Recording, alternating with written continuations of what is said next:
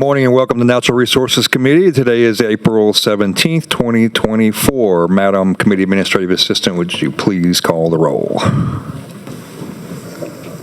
Chairman Guyman? Here. Representative Ogeron? Here. Here. Representative Bryant? Representative Carrier? Is he? Here. Representative Chassaw?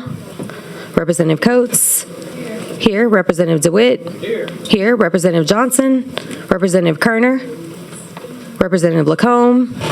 Representative Landry? Here. Representative Mack? Representative McCormick? Here. Here. Representative Reiser? Here. Representative Zarang? Yo. Here. 9 members present. We have a quorum. Thank you.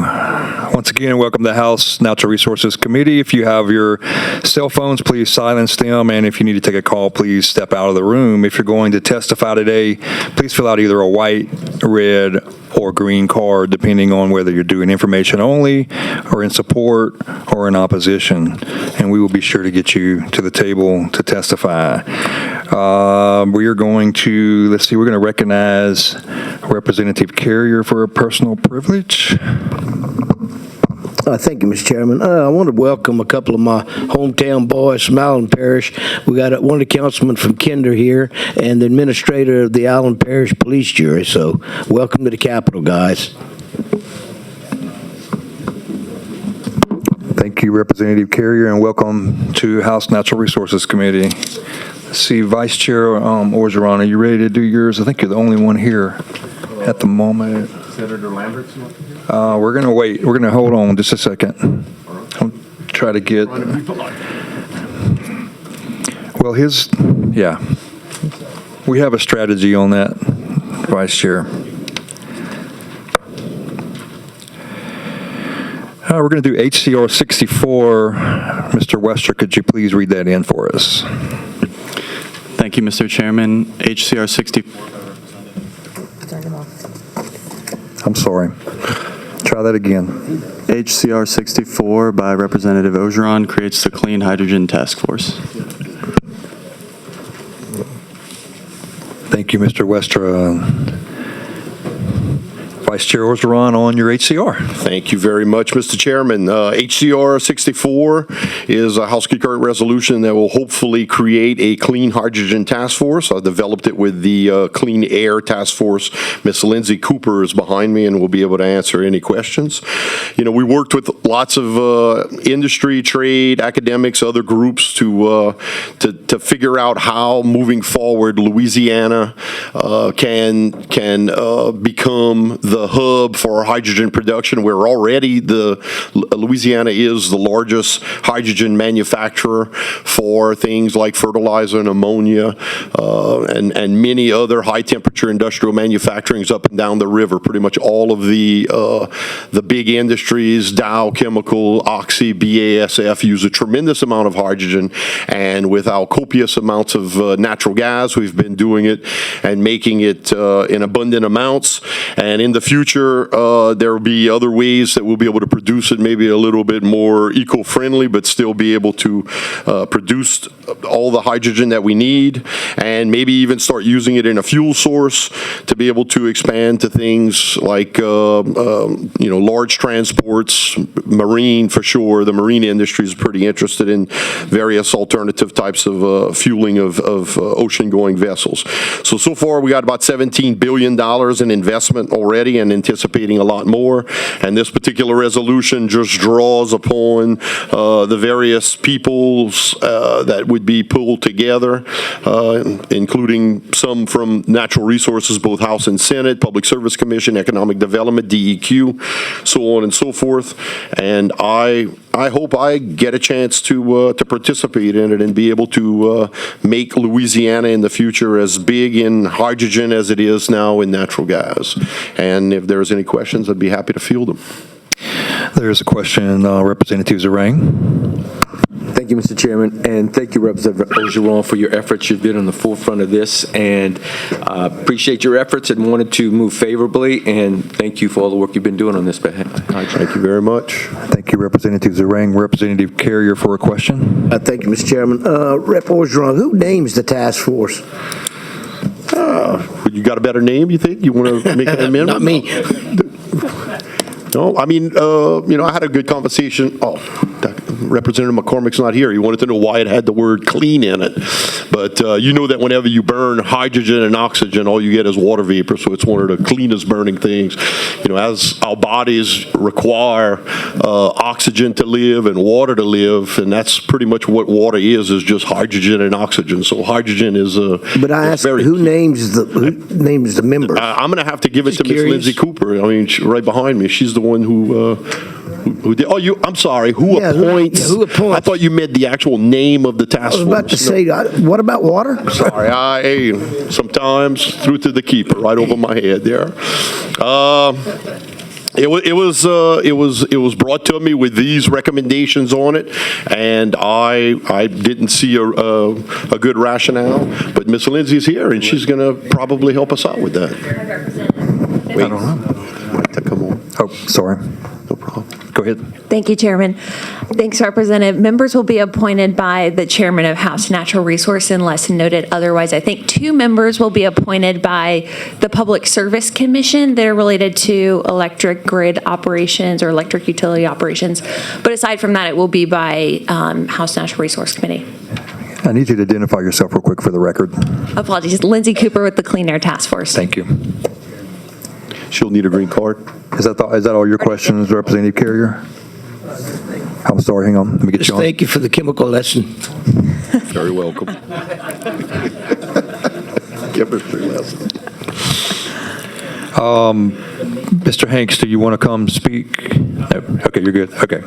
We have no questions at the time. We have cards in support. Brian Hanks with UL Lafayette, Lindsay Cooper, Adam Ducote with Virgil Strategies, Keely McGibney, one Acadiana, J.C. Juneau, Clean Air Task Force, Liz Mangan, Clean Air Task Force, Liz Mangum and J.C. Juneau for Air Products, Liz Mangum, ExxonMobil, J.C. and Liz for Dow, Jordan Gleason for Advanced Power, and Tommy Fauché for Lamoga. All cards in support available to speak, and there are no cards in opposition. So there is a motion by Representative Zarang to move favorable on HCR 64. Is there any opposition? Seeing no opposition, HCR 64 is reported favorable. Thank you all very much. Thank you, members. Thank you, Lindsay. Mr. Lambert, hold on one second. I think Chairman Henskins is getting ready to walk in. We were going to get him out real quick because it's going to be really fast. Let me make sure if you can. Senator Lambert, you want to do 211 real quick and then yield the chair to Chairman Henskins and then you can come back up? We're going to go to Senate Bill 211 by Chairman Lambert. Mr. Wester, could you read that in for us? Thank you, Mr. Chairman. Senate Bill 211 by Senator Lambert provides for size limits for spotted sea trout and red drum. Thank you, Mr. Wester. Let me get you all lit up here. All right, Senator Lambert, Chairman Lambert on your bill. Thank you, Mr. Chairman. Basically, what this does is it brings us into compliance with the new regulations on speckled trout and redfish. As you know, we've changed the size limits. The fillets were basically under the old law, and what this does is just changes the fillet sizes to comply, or lets the commission do them, set them by commission, so it's no longer in statute. And this generally deals with remote camps that are below Highway 90 that are accessible by boat only, which provides for more than a daily limit. And that's pretty much what it does, brings us into compliance with the new regulations. All right, thank you, Chairman Lambert. Cole. Good morning, Mr. Chairman. Cole Garrett, General Counsel, Wildlife and Fisheries. I really have nothing else to add. I'm happy to answer any questions. This is a department bill recognizing that these sizes have changed, and we need to make sure the fillets change as well to make sure people don't have undersized fillets of fish on the water. All right, Representative Zarang for a question. Thank you, Mr. Chairman. Senator Lambert, just looking at the bill, just wanted to make sure. So this allows you, if you demonstrate you've launched at below 90 and stayed at a camp, only question, someone was asking, how do you prove the camp? Do you have to have like an electric bill or something? What do you use to prove that you've actually been in Well, a what camp? you basically use is a boat, the receipt from your boat launch would be your best proof to show when you checked in. And then, of course, the fish have to be, you can't be actively fishing and things like that. I mean, it's just like a duck limit. Okay, You and know, it's a when you're- 2-day limit is what you're saying, right? I think it may have gone to, is it 2 days or is it? I think it's 3. Oh, it's 3. I 3 think days. we Okay. followed the duck regulations. The 3 days. Okay, thank you. Thank you, Mr. Chairman. Thank you, Representative Zarang. Vice Chair Orgeron for a question. Nope, I'll pass. That's what I wanted to know is the 2 to 3. That's it. Okay, thank you, Vice Chair. Representative Reiser for a question. I move to report Senate Bill 211 by Lambert, favorable. Okay, let's hold that 1 second. All right, there are no further questions. David Cresson's here for support with CCA, not wishing to speak, and there's a motion by Representative Reiser to move Senate Bill 211 favorable. Is there any opposition to that motion? Seeing none, Senate Bill 211 is reported favorable. Chairman Lambert, if you would yield to Chairman Hinchkins as soon as he walks in, just for a second. We're going to roll him out real quick and bring you right back up. Oh, there he is right there, Chairman Hinchkins. We're going to go to SCR 14 by Chairman Hinchkins. Mr. Wester, could you read that in? Thank you, Mr. Chairman. SCR 14 by Senator Hinchkins requests the United States Department of Energy to carefully consider the benefits of liquid natural gas exports. Thank you, Mr. Westra. Chairman Hinchkins on your SCR. Thank you, Mr. Chairman, for squeezing me in like that in committee. I appreciate it. As we've known, the administration in Washington has put a pause on LNG exports and stuff from Louisiana. Simple urgent request to the Department of Energy to consider the broad and global benefit of LNG exports and the damage that any pause or delay of permits could cause. It's not only for Louisiana, but the global economy and the day we live in right now. So all this does is urges the Department of Energy to realize not to pause these permits for us. That's very important. We appreciate you bringing that SCR. There are no questions. I move favorable on SCR 14 by Chairman Hinchkins. Is there any opposition? Seeing no opposition, SCR 14 is reported favorable. Thank you, Mr. Chairman. Thank you, Mr. Chairman. and We'll be committee. seeing you soon over there. Y'all are very efficient, and I appreciate it. All right, thank you. Chairman Lambert, you ready to come back? We're going to go to Senate Bill 503 by Senator Lambert. Mr. Wester, could you read that in, please? Thank you, Mr. Chairman. Senate Bill 503 by Senator Lambert provides for air monitoring. Thank you, Mr. Westra. I failed to read in the cards real quick on the last bill on SCR 14. We have Guy Cormier with Police Jury Association, Lauren Haddon with La B, Ashley Kane, Lamoga, and Tommy Fauché with La Boga, all in support, not wishing to speak. All right. Chairman Lambert, on your bill. Mr. Chairman. Basically, what this does is it's the Louisiana Community Air Monitoring Act, and what it does is just establishes state standards for community air monitoring programs operated by entities to ensure that the data collected from such programs provides the public with access to accurate air quality information. It basically requires the use of EPA standards when you're monitoring air quality. They need to be science-based, as set forth in 40 CFR Part 50. We also, when they're monitoring hazardous air pollutants or toxic air pollutant emissions, they should use the most current Environmental Protection Agency or promulgated standards. The analysis must be conducted through a laboratory approved by the Louisiana Environmental Laboratory Accreditation Program.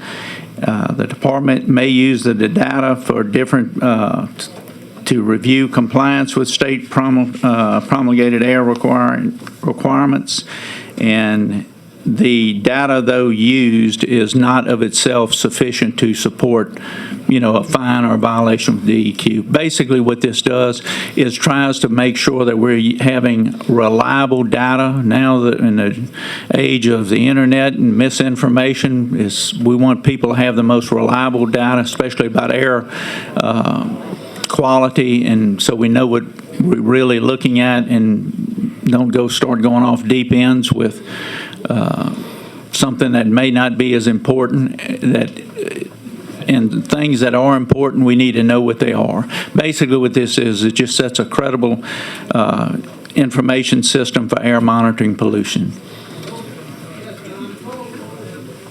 And that's about all I have, and they got a few more people who are a little more technical, but I think that hits it in the highlights. Yep. Thank you, Mr. Chairman. Brian Landry, with Louisiana Chemical Association, and as Chairman Lambert had mentioned, this is a ability for what we saw is for Louisiana Chemical Association. We're seeing a lot of third-party groups that are coming in and doing air monitoring, and we just want to make sure that those that are doing third-party air monitoring are adhering to the same standards that we would, which is EPA and DEQ standards.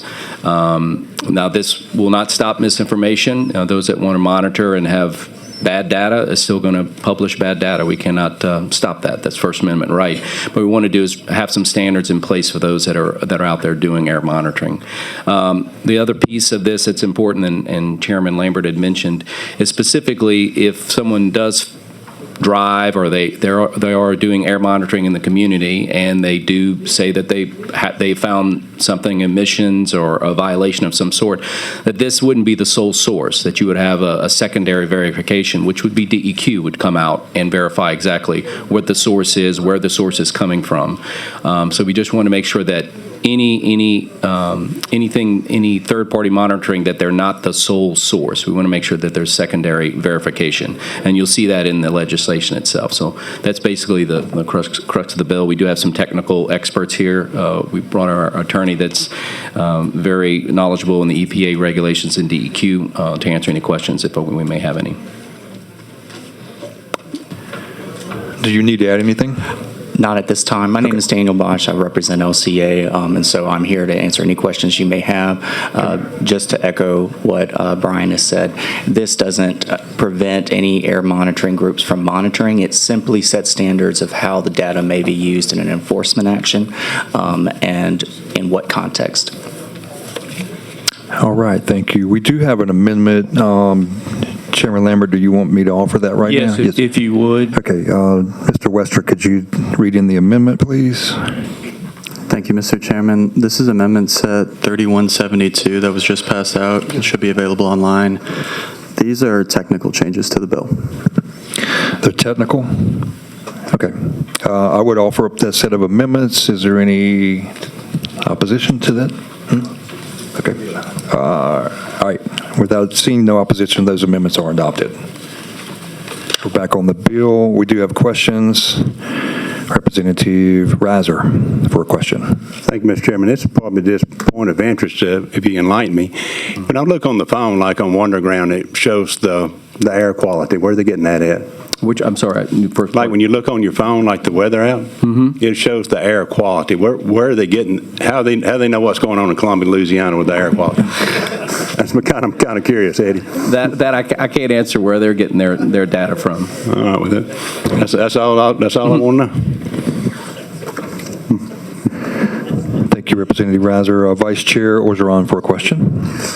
Representative Reiser, before I ask the question, probably Representative Ghali on the meteorological side might be able to answer how they calculate that, I would think.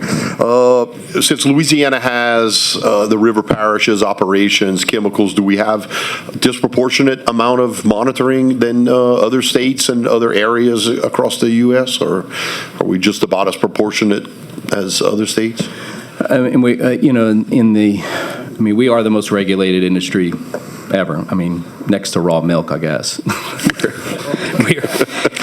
we're heavily regulated, but we do have a lot of monitoring that goes on. DEQ may or may not be in the audience, but when there is a complaint, everything from burning grass to a smell, DEQ is going to come out and investigate. And so we are regulated quite heavily. I mean, we do have a lot of industrial facilities up and down the industrial corridor. We take safety very seriously, especially when it comes to our emissions. We deal with very highly volatile chemicals with a lot of pressure, a lot of temperature, and we have a lot of lives at stake inside and outside the facility. So we are very highly regulated, and we take that we take that.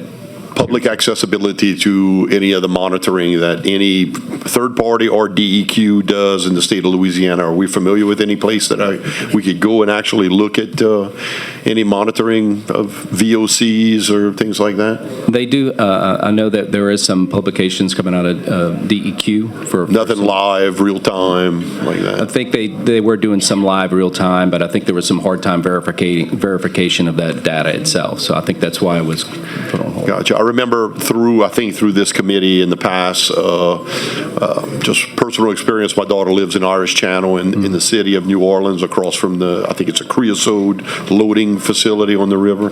And even though she doesn't complain about it, I've heard other people. So I just wanted to know if there were like any places to be able to monitor things like that. But not that I know. Other than DEQ coming in with their monitoring. I thoroughly appreciate your time and matters, and the best part was at least keeping the standards to national DEQ and keeping us in line within our state to that level. It was greatly appreciated. Thank you very much. Thank you, Mr. Thank you, Vice Chair Orgeron. Question from Representative DeWitt. There he is. Thank you, Mr. Chair. Yeah, make sure it is. I always look back because y'all switching chairs on me so much. Brian, who is doing this right now? Who is currently putting this data out? Sure. Third party air monitoring is numerous organizations. You have federal money that's being drawn down in the form of grants.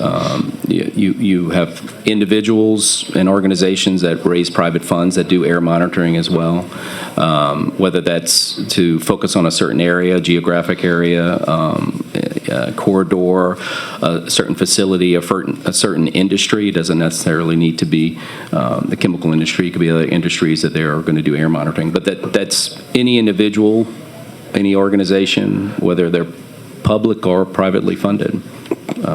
Typically, what's going on? Are they like get a spike in VOC level and they call in DEQ a complaint in, or is that what's going on? That you'll have some that'll pull in some data, contact DEQ, and then DEQ is supposed to come out and verify that data after the source. So and then you can have individual complaints. You have individuals that will buy a monitor off of Amazon and say I've got a reading. And, and so they're not calibrating them correctly, and you don't have any idea. No data to back that up. And that's a general complaint from a call about a smell, like Representative Orgeron mentioned. Yeah, I mean, I can't tell you how many air samples I've taken over my career with DEQ, and that's the first thing you do when you get out of the truck is calibrate your meter and document that. And so this data that's being published, obviously, doesn't probably put that tenure in the bottom saying, hey, we calibrated our instrument and that sort of thing.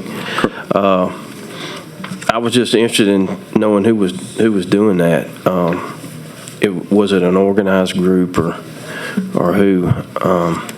Because they're wasting a lot of resources calling DEQ every time, and especially if their data's not correct, to get those guys out there.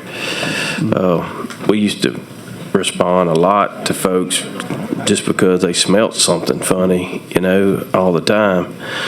But I'm glad that y'all are finally putting some standards in Senator Lambert. Appreciate you bringing this bill, and at the appropriate time, Mr. Chair, I would move favorably. Thank you. Thank you, Representative DeWitt. We'll hold that motion for a minute. Representative Zarang. Thank you, Mr. Chairman. And Ron, y'all mentioned DEQ, and I don't know if there is anyone from the department. I would assume that they don't have any issues or problems with this, but just one question. On the fiscal note, it just says, obviously indeterminate, so they punt, but the problem is that they say that it's going to be DEQ who will be responsible if it doesn't meet ambient quality standards, and they're going to have to address that? Is that? Yeah, Representative, I assume that they just put that like we mentioned before, it's a complaint. You really can't control number of complaints, high, low, and I think they left that open within the fiscal note, man hours. Okay. So, I'm assuming that.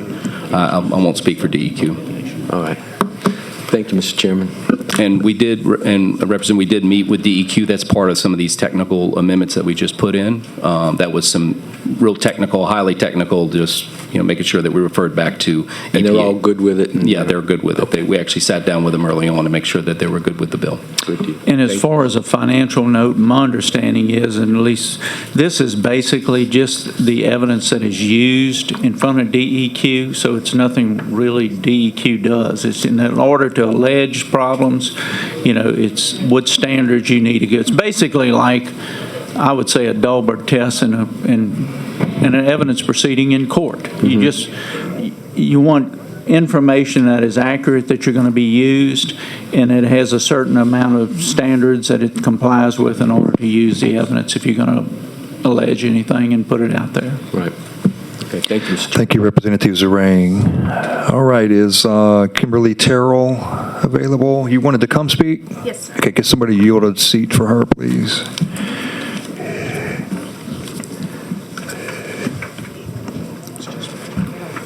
So we have cards wishing to speak. White card, Kimberly Terrell, Alliance for Affordable Energy. Brian Landry already spoke. Cards in favor, not wishing to speak, Mike Monclo with Loga, Carson DeLure with ABC, Lauren Haddon with Lobby, Emil Cordera with Supco, I don't know. Bob Bauman with Hood, and Ashley Kane with Lamoga. All in support, not wishing to speak. And Kimberly? Thank you, Mr. Chairman. Thank you, representatives. My name is Kim Terrell. I'm a staff scientist at the Tulane Environmental Law Clinic. I'm here to speak as an individual at the request of the Alliance for Affordable Energy. I'm qualified to provide testimony on this bill because I've had professional training in the types of air monitoring specified in this proposed bill. I've also designed, researched, and conducted my own air monitoring programs, both professionally and personally. I'm a science person, so I'm all about data reliability. And I understand the purpose of this bill and the importance of ensuring data reliability. What's important to understand is that this bill seeks to ensure data reliability by specifying that certain methods, called federal reference methods or federal equivalent methods, must be used if the air monitoring data collected through community programs is going to be used for most legal purposes. What's really essential to understand is that those methods are very expensive, right? So the T640 monitors that DEQ is using for particulate matter, each one of those costs about $60,000. So this is not just an issue of like best practices, but this is prohibitively expensive equipment. And definitely the information that comes from those monitors is reliable. We can all agree on that. But I think an important misconception to correct is that it's not accurate to say that the only reliable information comes from those monitors. So for example, consider that a lot of those gold standard methods use the same pollution sensing technology as what's in your household smoke detector. Obviously, your household smoke detector is a much lower cost piece of equipment. It's all about using the right tool for the job. So it wouldn't make sense to spend $60,000 to have this fancy system to tell you exactly how much smoke is in your house. Instead, you want a low-cost sensor in each room to simply tell you, is there smoke or not? So in the same way, when DEQ responds to emergency situations, they often show up with handheld monitors that are known as multi-rays. And I think Representative DeWitt is probably familiar with those. Those monitors would be considered unreliable information under this proposed bill. And so what's important to understand is that it's not just community members, it's, DEQ and industry itself that would be showing up with those handheld monitors in an emergency situation. Because you can imagine you don't want to show up with something the size of a small refrigerator to try to go around a facility and see if there's a dangerous plume of pollutants, right? Again, it's the right tool for the job. So last August, when there was a fire at Marathon in St. John the Baptist Parish, DEQ, Marathon, and a third-party consultant all showed up with these multi-rays to do monitoring in lots of different areas, because you need something that's going to give you information quickly, reliably, and is portable. And so, again, it's the right tool for the job. And you can imagine a situation where this bill might even be counterproductive. Like, let's say you have two facilities, you have a good actor and a bad actor, and there's a release of a chemical that's significant. And so let's say the bad actor walked along its fence line with a handheld sensor, and it said, hey, we didn't detect anything, it wasn't us. But then they turn their monitor off, go back to their office, and the wind shifts, and now the wind is blowing that release into the community. Well, if it just so happens that the community has its own monitoring program and is using the same types of monitors, they could potentially say, hey, actually, it's not that good actor facility. Like, our data show that it didn't come from that side of town. So it's really important to understand that reliable information can come from other sources besides federal reference method or federal equivalent method monitors in the right situation. You need the right tool for the job. And the last point I'll make is that the bill is sort of self-contradictory, because it says, okay, we're trying to ensure that the information from these community monitoring programs is completely reliable. But at the same time, it's saying that reliable information cannot stand on its own in enforcement and compliance proceedings. So the bill is self-contradictory. It relies on incorrect assumptions about the technologies that can produce reliable information, and it could actually suppress reliable information that could be beneficial to the public, to DEQ, and to industry in certain circumstances. Thank you. All right, Ms. Terrell, are you in opposition to the bill? I'm here to provide expert testimony. I'm not testifying for or against. Okay, it just sounded like you were against it. I just wanted to make sure you need to fill out a red card if you were. All right, we're going to go, wait, here's a question for you. We take a question. Okay, Representative Landry. Thanks, Sheriff. So back to your monitoring. So in the industry, say the petroleum or energy industry, we use monitorings, I guess, and you said you're pretty on the science side of things. We actually use monitors to actually identify a source or a release. So like when we're drilling a head on a rig, we have that $60,000 equipment to protect us from H2S and let us know that it's there and it's coming. Whereas the monitors that every employee has or individual is actually to let them know that you may be close, but it's not there to be scientifically put into saying the amount of H2S and all this coming from the north. It's just saying it's there. So is it fair to say that when you go to the field and use this monitoring equipment, it's actually to identify a release or a source, and then once you do that, you come back with that equipment and say, all right, let's go into the monitoring stage of it. And I think, to me, that's where I'm getting into this bill, that this bill is actually saying the data needs to be proven, whereas a monitor is just there to me to identify a release or a source of what are you monitoring. I guess is that not how you... So there's some nuances. So I appreciate you bringing up H2S as an example, because actually under this bill, it doesn't clearly state what method you should even use for H2S, because H2S is a toxic pollutant. And there's no like list of EPA certified methods like there is for criteria pollutants. So all this bill says is that you would need to use the most recently developed method.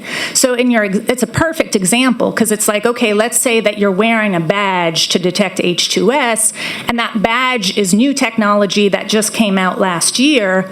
Well, it's the most recent method, but it's not necessarily the most accurate method, right? The most accurate method is that $60,000 continuous emissions monitoring system that you've got at the wellhead or at your source. Correct. So again, part of it is that there's a lot of ambiguity here, and it doesn't quite even make sense in some contexts. But part of it is, I mean, to your point, like each employee is not wearing a $60,000 continuous emissions monitoring system, right? You're wearing what you need for the purpose of telling you, hey, is there a dangerous level or not? Correct, and that was the point I'm making about the bill. The bill is saying that if you're going to have proven facts and data to be brought up as evidence or as in stone data, you have to have the proper equipment. That's the difference I was making between a monitoring and like when water monitoring. You go out there and you can monitor water with a field monitor, but ultimately you got to take that sample and you got to send it to a lab to codify that data. Absolutely. And let's say the lab has maybe 5 different methods to choose from to analyze that data. Well, but that in stone is the one they're going to use. So like if you're monitoring hydrocarbons and you're in Texas, you have to use those standards. If you're doing it for the EPA, you have to use those standards. I think this bill says those standards are already in scripture on what you got to use. So that the different methods, you can't pick a method. Like if I'm working and I'm going to do work for, say, Exxon or somebody like that, the state of Texas says I have to meet those parameters. So I think the parameters are in place for the air monitoring. They're just saying they need proper equipment to monitor those parameters. So I would disagree with that interpretation because proper equipment depends on the application, right? And so that expensive H2S system would be the proper equipment for saying, okay, we want to know with maximum precision what's the amount of hydrocarbon in this sample, right? But this bill doesn't cite anything that is a list of different technologies for measuring hydrocarbons. The only list of specific technologies is for criteria pollutants. For hydrocarbons, it says, oh, you have to use the most current method. Well, there's a lot of different ways to accurately measure hydrocarbons, right? And you could have a company that just came out with, a new sensor this year that's cheaper, but it's not reliable as the older method. And this bill is saying, no, you have to use the most current method, otherwise it can't be considered reliable. So part of it is that it doesn't seem to be informed by people who have experience doing this type of monitoring, because when it comes to like the air toxics, the hydrocarbons, the H2S, it doesn't even really make sense. Like if I wanted to design a monitoring project that followed this to a T, there's ambiguity about what you would even use, right? The most you told us that they had equipment that could do it. It's expensive, correct? For criteria pollutants, so for the common pollutants, which are particulate matter, sulfur dioxide, nitrogen oxides, VOCs, and ozone, there's a list of federal reference methods and equivalent methods. And like the manufacturers have to go through a multi-year process to get those gold standard designations. But for all the other pollutants, like the hydrocarbons, the H2S, there's no analogous system, right? Like there's no like, hey, this is the gold standard certification by EPA. And so that's why it's actually kind of confusing. But if you read EPA, it actually trickles down to actually the state agencies. So EPA on federal level does not actually, if you look in their, I forget which section it is, they don't actually monitor or put parameters on waste, especially in some industries. You leave it up to the actual state to put those parameters in. So I think DEQ has those parameters in place on a lot of what you're saying. Like in some industries, you use the ENG 16, you look at it, it monitors all your waste. It says what parameters you got to follow. It actually tracks the waste, says everything. So I'm just a little confused on DEQ. I got a colleague right here that was with DEQ. Y'all had normal all parameters on monitoring stuff, right? Yeah.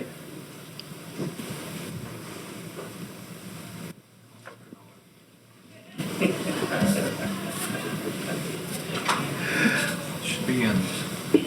Thank you. Yeah, I mean, we had everything from the expensive monitors to handheld monitors to, a lot of times we just wanting to see if something's present. That was my point. Yeah, we've got those $60,000 monitors, but we're really just trying to find out if it's present and whether it's safe. I mean, to be there on a release when, I was an emergency responder for 20 years and, that's what I wanted to do is make sure when I got there, was it safe to be there, first of all, and a lot of times, you get there, you would suit up, so to speak, because you didn't know what was in front of you and what was fixing to happen. It was a safe situation even to be there, and those monitors. That's what we kept those monitors to where a lot of times we calibrate them once a month. Just, we may not go out that day or that month, and we would calibrate them to make sure, because sometimes it is a life and death situation that you may get into, believe it or not, on some of these releases. So those monitors, that's why I was asking Brian earlier, we go the extra mile to make sure that they're calibrated and really accurate, down to the, sometimes milligrams per liter. I mean, we even I'm talking about water monitor on that situation, but on air monitor, ppms and stuff, we'd have a fixed set of data that we were actually calibrating with whatever gas we were using, and then sometimes we would take samples. The old method, we break the glass and just do a quick sampling just to see if that product was present. So we just use different methods to analyze, but again, all those different samples that we were taking were not really necessarily for enforcement action, but just to recognize, that there was a product there. And we would get it down to, if I was going after a different, a company, so to speak, for enforcement action, that data that we do and everything came from a reliable piece of equipment. You had to have the equipment. You had, That's the point I was making. had to have Thank you, Rep. DeWitt. your monitoring data. It's just like going to court in a criminal matter. You had to have it all together. So the data that we collected, nobody ever questioned because they knew our best practices and what we did. So I would, there is standards that are in books that tells you exactly how to do it. If that person chooses to use it or not, I don't know. But we were trained to do that, and sometimes I would have to use that data in court, and I've testified in federal court, state court, district court, city court. I can't tell you how many, but we have to be reliable in what we do, just like anything else, just like a police officer. Our testimony is used, to I guess, keep somebody from maybe possibly going to jail. I've had some criminal matters I've been involved in over the years, but that data has got to be really reliable, and we have to have certain standards that we all need to be following.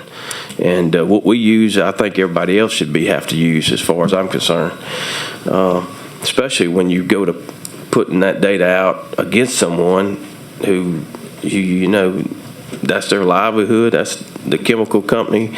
That's what they do, you know, as far as their business. You can really hurt them and if the data's not correct. So I would just say to make sure that we all need to be using the same data and testing the same way is what I'd tell you.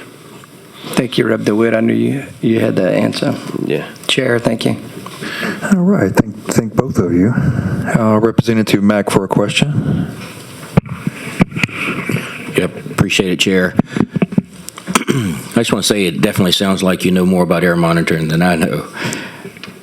But I heard you say that this bill required specific equipment that was expensive, but my thought is it says that the proposed law requires that equipment, software, and methods for data collection and analysis use the current EPA-approved testing and monitoring methods. It says that it requires that analysis be through a LELAP-approved laboratory and include quality assurance certification. Prohibits use of equipment or methods that are proprietary or not publicly available.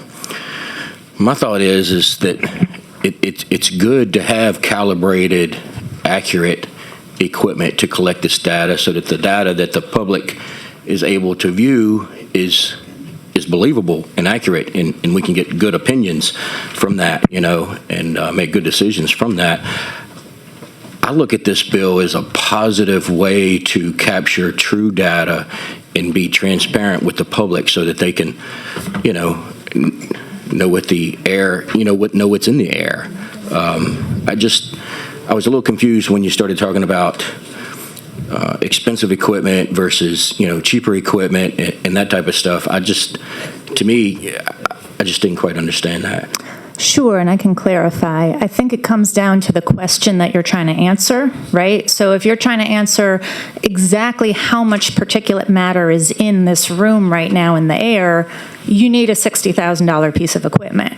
But if you're trying to answer the question, was there a spike in particulate matter, or does this room have 10 times as much particulate matter as the room across the street, or did the particulate matter increase when the wind shifted? Those types of questions don't require the $60,000 piece of equipment to answer. And DEQ operates monitors that are not gold standard at several of its monitoring sites throughout the state. So Thibodaux, New Orleans City Park, Lafayette, Shreveport, and there's one other one that I think I'm forgetting. If you look at the 2024 Louisiana Air Monitoring Plan, there's a table in the back that outlines the specific sites and the technologies used and whether those technologies can be compared to the National Ambient Air Quality Standards. So clearly, even DEQ sees value in operating, collecting information using other systems and technologies. And ultimately, again, it comes down to the question you're trying to answer. Thank you, Mr. Chair. Appreciate it. Thank you, Representative Mack. That's all the questions we have for you. Thank you very much for your testimony. We'll go to red cards in opposition. We do have 2 cards in opposition, not wishing to speak: Jackson Voss with Alliance for Affordable Energy and Jack Reno Sweeney with Green Army. Opposition not wishing to speak. We do have 2 cards wishing to speak. If you would both come to the table. I can't read this one. Hunter, whatever. I can't get the first name, but last name is Hunter. And Miss Kathy with Louisiana Environmental Action Network. And you'll have to do your first name. I can't read your writing. I'm sorry. That's right. My name is Kate Lyon Hunter. Caitlin. Okay, Kate easy. Lyon. Yeah. Do you want to start? With Raz St. James. Both in opposition wishing to speak.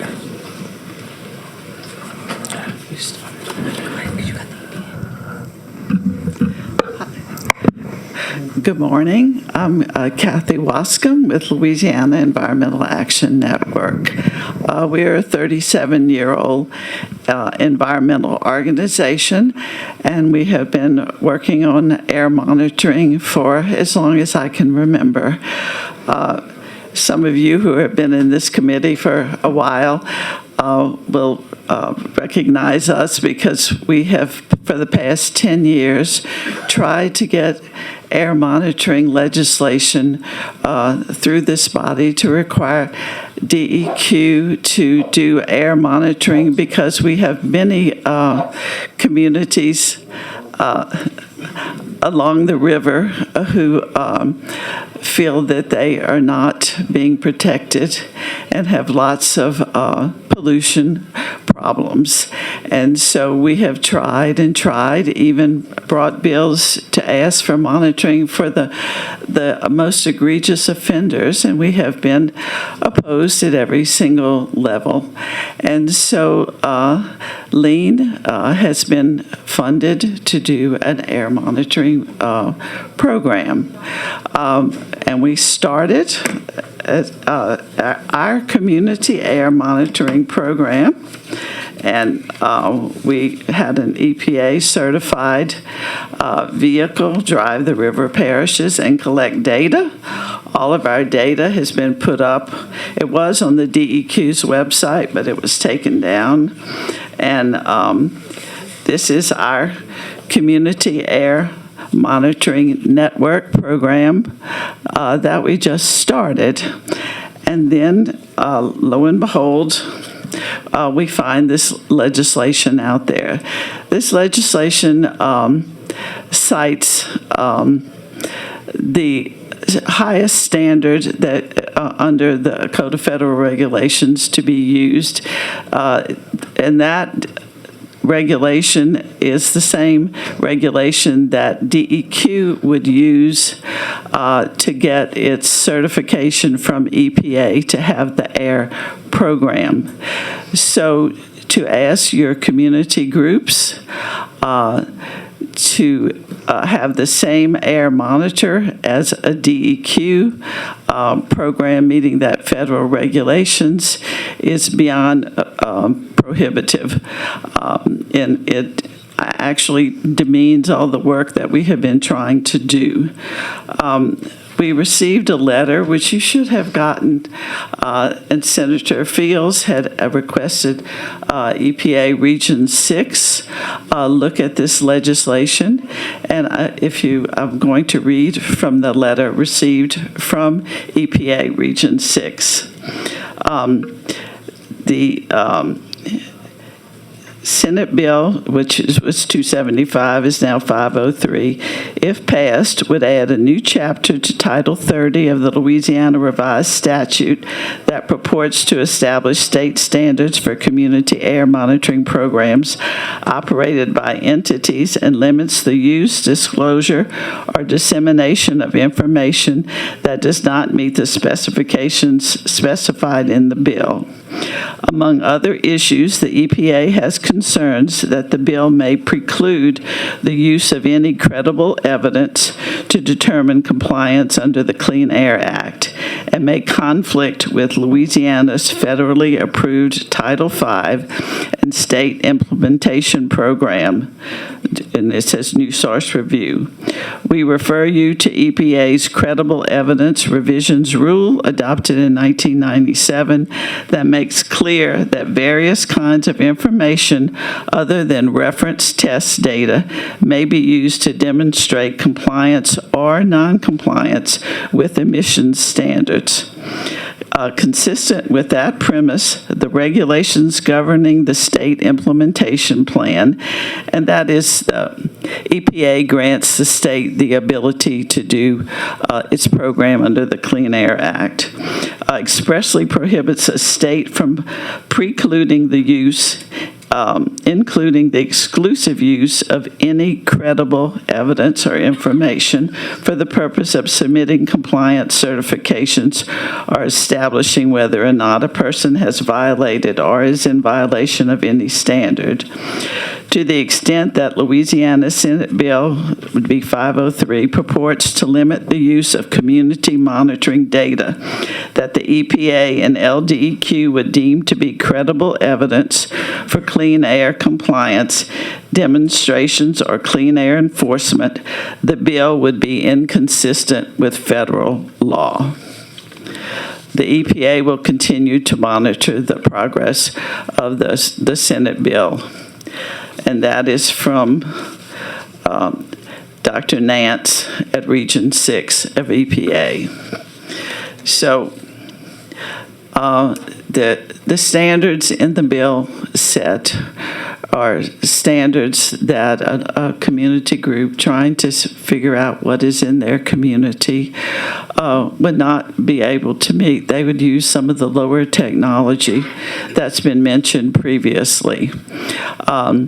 These are not what you would call fly-by-night type operations. This is, Lean has a well-funded operation with the EPA certified program with our data available on the website. With everyone able to see, and we will have scientific evaluation of what we have gotten through our program and through our data. It's, you know, when you live in communities that are adjacent to all these facilities, and you try and you try and you try again, and you ask DEQ to put up monitors, and some monitors are specific to a certain chemical, and you keep on trying and you keep on having problems and no one helps you, and you turn to organizations like Lean and you say, please help us, what can you do? And you have to get your own funds because the agencies you rely on, the communities feel like they have been really let down. So when you try and try and try again, you just have to take matters into your own hands as much as you possibly can, and using the best technology that you can get and you can afford that can meet the credible standards of EPA, not the gold standard type that is in this bill. This is why we're opposed to it, because it almost turns it around to suppress data that the communities would try to get. So you have, and after you've tried and tried to have the DEQ and the companies put monitors up where you can see real-time data, and you can't ever get anybody to help you. So this is why we are very much opposed to this, but we are going to continue to do the monitoring. We do it in a scientific way. We do not meet this standard. I think that the DEQ is going to have difficulties with the EPA over this, and and they will continue to look at this also. So Lean does have a community air monitoring program that we have set up, and it's not, as some have been labeled, it's not capricious. It's not, it's a very reliable scientific data.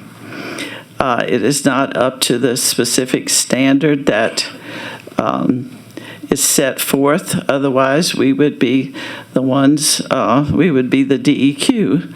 But it's a good, solid data approved by EPA, and we will keep on doing that and have the data available. And then if this legislation passes, then EPA will have to see its next step as to what it will do. But it's not as though we have not tried for 10 years to get something done, to have our agency has been depleted. We have far more industry and emissions because of our clusters of chemical plants. We should have an extremely robust DEQ because of the amount of industry that we have to protect the citizens that live in those areas, and we simply do not have that. So this is what, as a community organization, as a statewide organization, and I must say for 37 years for an environmental organization to keep on going for this long a time. It's not the norm. It's usually to last this long, but people in the communities are really, really desperate for help.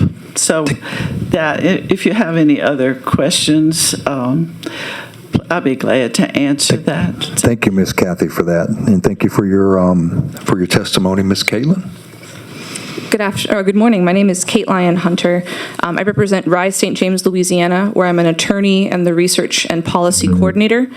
RISE is a faith-based grassroots organization that fights for environmental justice as we work to defeat the unjust proliferation of petrochemical industries in Cancer Alley and all fence line communities across the state. I represent very much the type of community that Ms. Kathy is talking about, that has been underfunded in terms of LDEQ monitoring, that does not know what is in their air, and that has tried time and time again to get relief from LDEQ, to get state-established air monitors out there. Just to paint a picture of what it currently looks like in Cancer Alley, across the entirety of that from Baton Rouge to New Orleans, LDEQ has only 7 air monitors in place, most of which are only measuring one criteria pollutant. The monitors in Convent and Garyville measure only ozone. The monitor in Laplace measures only lead, and the monitor in Geismar measures only PM 2.5. And not all these monitors are real time, meaning that they don't always report data that's immediately accessible. Though those criteria pollutants do have human health effects, especially in regards to causing or worsening asthma, the real drivers out there are the hazardous air pollutants. HAPs are air toxics. These are the chemicals that require Title V permits from LDEQ because of their toxic nature on human, animal, and environmental health. But LDEQ conducts no air monitoring for these air toxics out there, despite the enormous number of them that are emitted constantly into the air and water of Cancer Alley. To quote from a 2022 study by Dr. Terrell, who you just heard for, and Gianna St. Julian, in absolute terms, more pounds of industrial toxic air pollution are released annually in Louisiana than any other state, based on 2019 data from the EPA. These emissions translate to a disproportionate burden of health risks for Louisiana's industrialized neighborhoods. Nearly every census tract between Baton Rouge and New Orleans ranks in the top 5% nationally for cancer risk from toxic air pollution and in the top 10% for respiratory hazards. They concluded that their study provides evidence that toxic air pollution is a significant driver of cancer rates in Louisiana's most vulnerable communities. Even when we got a grant from EPA gave a grant to LDEQ to establish one of these gold standard air monitors out in St. James Parish, we have encountered resistance from LDEQ at every step in getting this monitor up and going. We identified the location it would be installed. We had to speak to Dr. Nance directly to get EPA to go out there and put that monitor in. As of Monday, they still had not turned this monitor on. They have the monitor, they have the resources to get it going, but they're not turning it on. They don't want us to know what's in the air out there. There's a very strong reason they don't conduct air monitoring there, and they're not turning on this monitor, this gold standard monitor that they have. They're already not doing this monitoring. And what this bill, a lot of the language that's designing to do is make community groups officially take the place of LDEQ, for us to have to meet these incredibly high standards of air monitoring for criteria pollutants, basically doing the job of an environmental agency for them, rather than doing what we need to do, which is funding LDEQ to put more monitors in. It's not a matter of technological ability here. Just to give some comparison, the Texas Commission on Environmental Quality has 7 monitors in just the city of Corpus Christi alone. That's the same amount that exists across the entirety of Cancer Alley. And they have 14 monitors in the Beaumont area, most of which are real-time. Beaumont has 2 comprehensive real-time monitors that can detect 48 different air toxics. I took a look, too, into your districts here, representatives, to see if any of you had air monitoring there. Representatives Bryant, Carrier, Coates, Johnson, Landry, Mack, Reiser, and Zerenge. The LDEQ does not currently conduct any air monitoring in your districts. Chair, you're lucky enough to be one of the only ones, along with Representative Kerner, to have a VOC monitor in your district, but it's not real time, and it doesn't give a wide range of pollutants that are in the air. This is despite much of your district, unfortunately, ranking above the 90th percentile nationally in cancer risks from these air toxics. LDEQ is not conducting that needed monitoring out there already.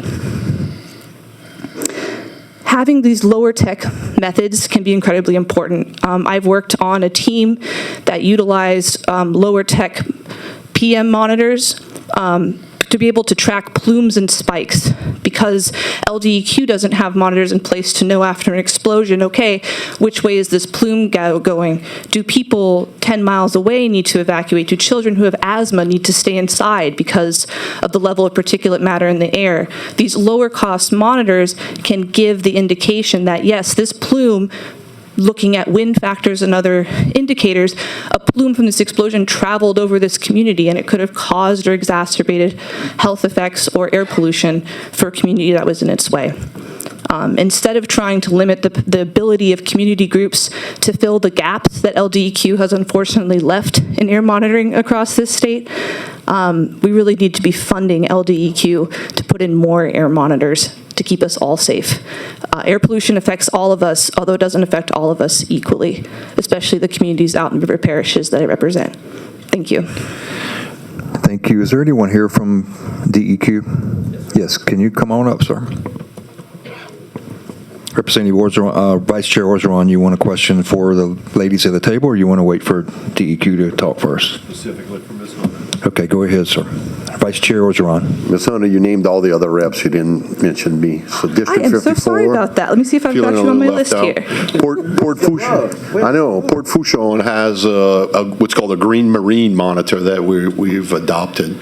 That's a in-port air quality monitor. So is it listed in your list? I've got you. You have one LDEQ monitor that measures ozone and particulate matter 2.5. That's from the LDEQ's website. What's this other monitor that you're mentioning, though? In the port, that just for the quality of air in the port, primarily for the, I guess, from the exhaust from all the boats and all that come in and out. But I think it's more extensive than just burned hydrocarbons.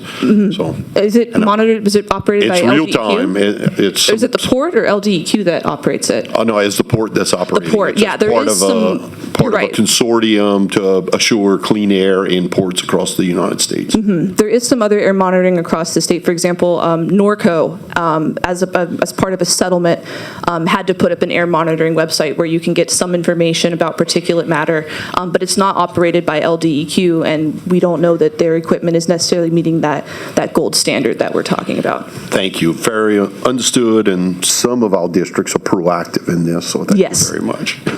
Who has the best district? Yours. Thank you, Vice Chair Orgeron. I just wanted you to confirm that. Okay. I'm sorry for leaving you out initially, too. Some great testimony. We appreciate both of you. There are no further questions for either one of you, and thank you very much for staying here and providing that testimony. Thank you. We do have one other red card in opposition from Julie. I can't read the last name. Is Julie still here? In opposition, not wishing to speak. All right, thank y'all very much. All right, could you identify yourself and make some comments on perhaps some of the issues that were brought up, and then we're going to go to closing. Senator Lambert. Excuse me. Yes. Thank you, Chairman. My name is Pete Castle. I'm a Louisiana DEQ. I am the manager of the air monitoring network. I just have some comments to address some of the questions that were brought up a little while ago. We do have a pretty extensive toxic air monitoring network between Baton Rouge and New Orleans. There's over 15 monitors or stations that are part of within our ambient air network. And then those monitors monitor VOCs, and mainly it's a setup of canisters, that 24-hour canisters and trigger canisters. And those canisters are sent off to a lab where over 70 different compounds are monitored. Yes. And then to address the St. James issue, I was the one who actually wrote the grant for the St. James site. So we actually wanted a site in St. James.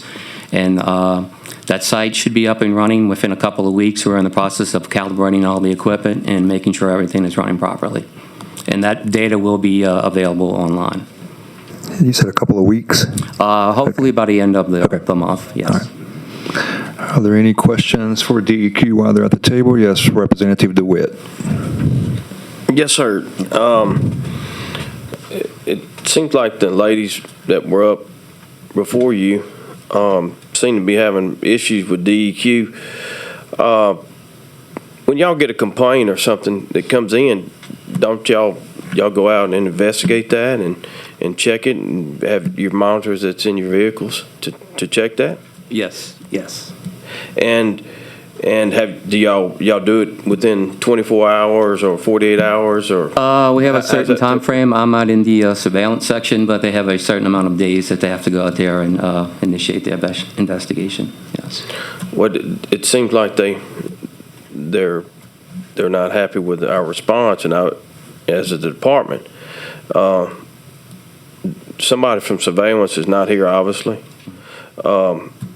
We need to make sure that y'all are proper. Are there any cases that you know of that they hadn't? Because it seems like that they're not very dependent upon the department and they don't seem to be very reliable. They want their own sources to do the air monitoring. Is there any instances out there that you know of that the department hadn't responded to? None that I'm Any of their aware concerns? of. Like I said, I'm not in surveillance, but I'm pretty sure we address all our complaints. Yes. Yes, sir.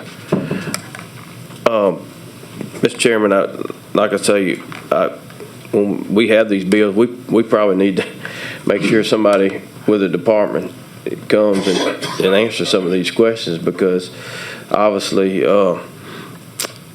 some of these folks are not satisfied with the department. I don't want them to sit here and bang on their heads and they not be here. Maybe in the future we need to make sure they're here to answer some of these questions, because last thing I want is the public not to be satisfied with their department, that we're out there doing the investigations, and it doesn't sound like they're very confident, I guess you would say, in the department. So maybe in the future we'll be able to do that. Yes, sir. Thank you, Representative DeWitt. Usually the departments are in committee when there's a bill in their subject matter. Representative Coates for a question. Yes, thank you, Mr. Chairman. Go back, you mentioned the testing. You said you send it off, and what does it test for? There's numerous VOCs, volatile organic compounds. Okay, so her statement about these monitorings are only monitoring for certain things, can you explain that? Yes, certain monitors are there for that's part of our network, or to monitor the NAAQS, the National Ambient Air Quality Standard. So you have to have certain amount of particulate monitors, certain amount of ozone monitors, certain amount of NO2 monitors, and you can't necessarily monitor for all the parameters at one particular site. So all the sites cannot be just loaded with equipment, because it had this certain siting criteria where a certain parameter may actually limit or cancel out another parameter. So you have to meet the siting criteria for that particular parameter. So that's why certain sites only have certain parameters. So are we testing for certain of these volatile at particular sites that are produced in those areas? The volatile compounds, that's a different set there. That's not going to be under the NAAQS. The volatile compounds are the two different methods that we use, and those methods, they kind of overlap some of the compounds. So there's about 70 compounds there, and most of those compounds are compounds that we see in Louisiana, but also they're indicator compounds. If you have a particular compound, it may also indicate there's a certain process going on, or a certain facility may have that, and then we would do further investigation. Okay, thank you. Thank you, Representative Coates. There are no further questions for you. Thank you very much for providing your information. Chairman Lambert, we're back to you, back on the bill for your closing.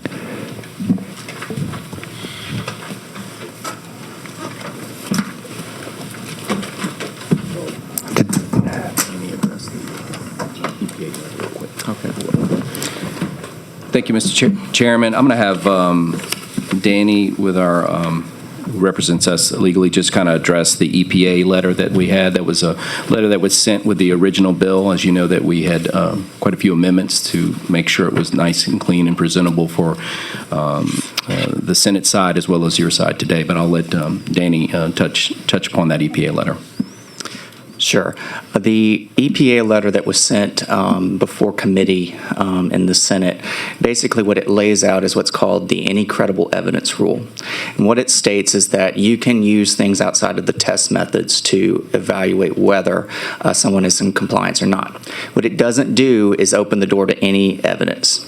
And so there still has to be a standard of determining credibility. The bill itself does not prescribe certain test methods. It says EPA approved test methods. And so that's what we're dealing with there.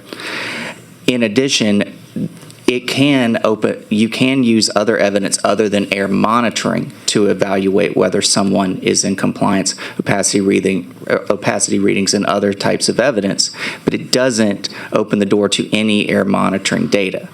The bill itself discusses the ambient air quality standards and the measurements. At the end of the day, that's a difference between a test method and the measurement standard.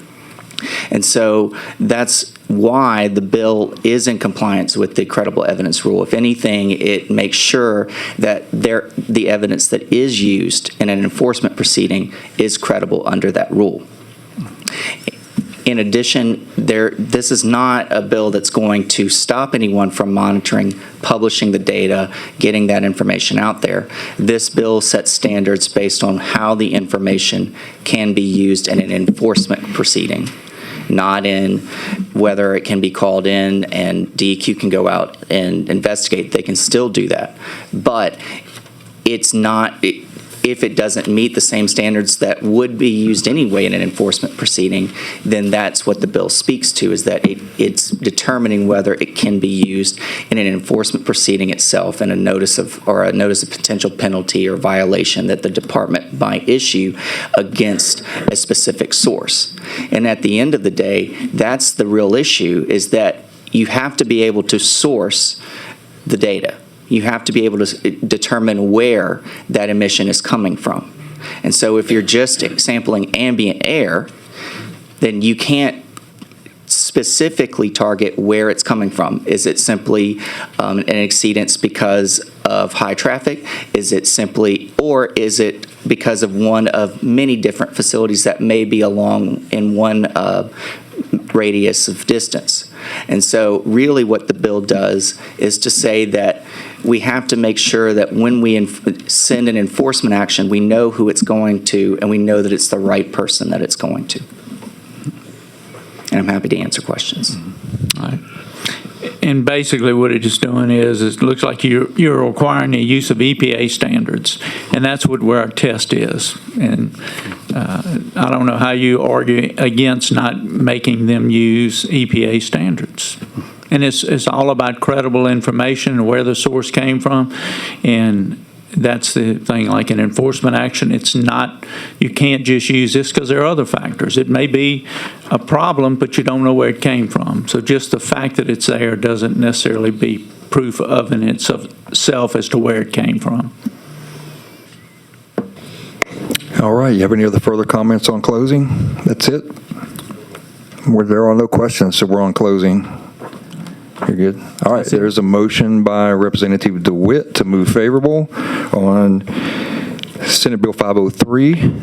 Is there any opposition to the motion to move favorable?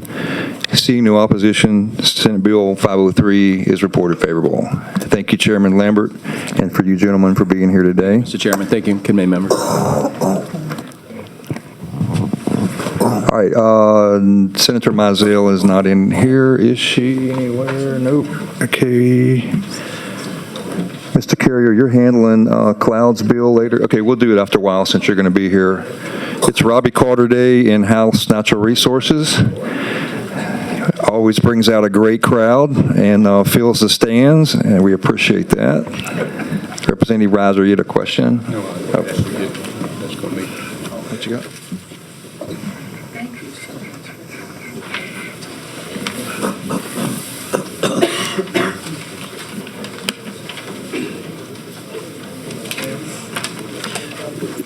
Ready for me?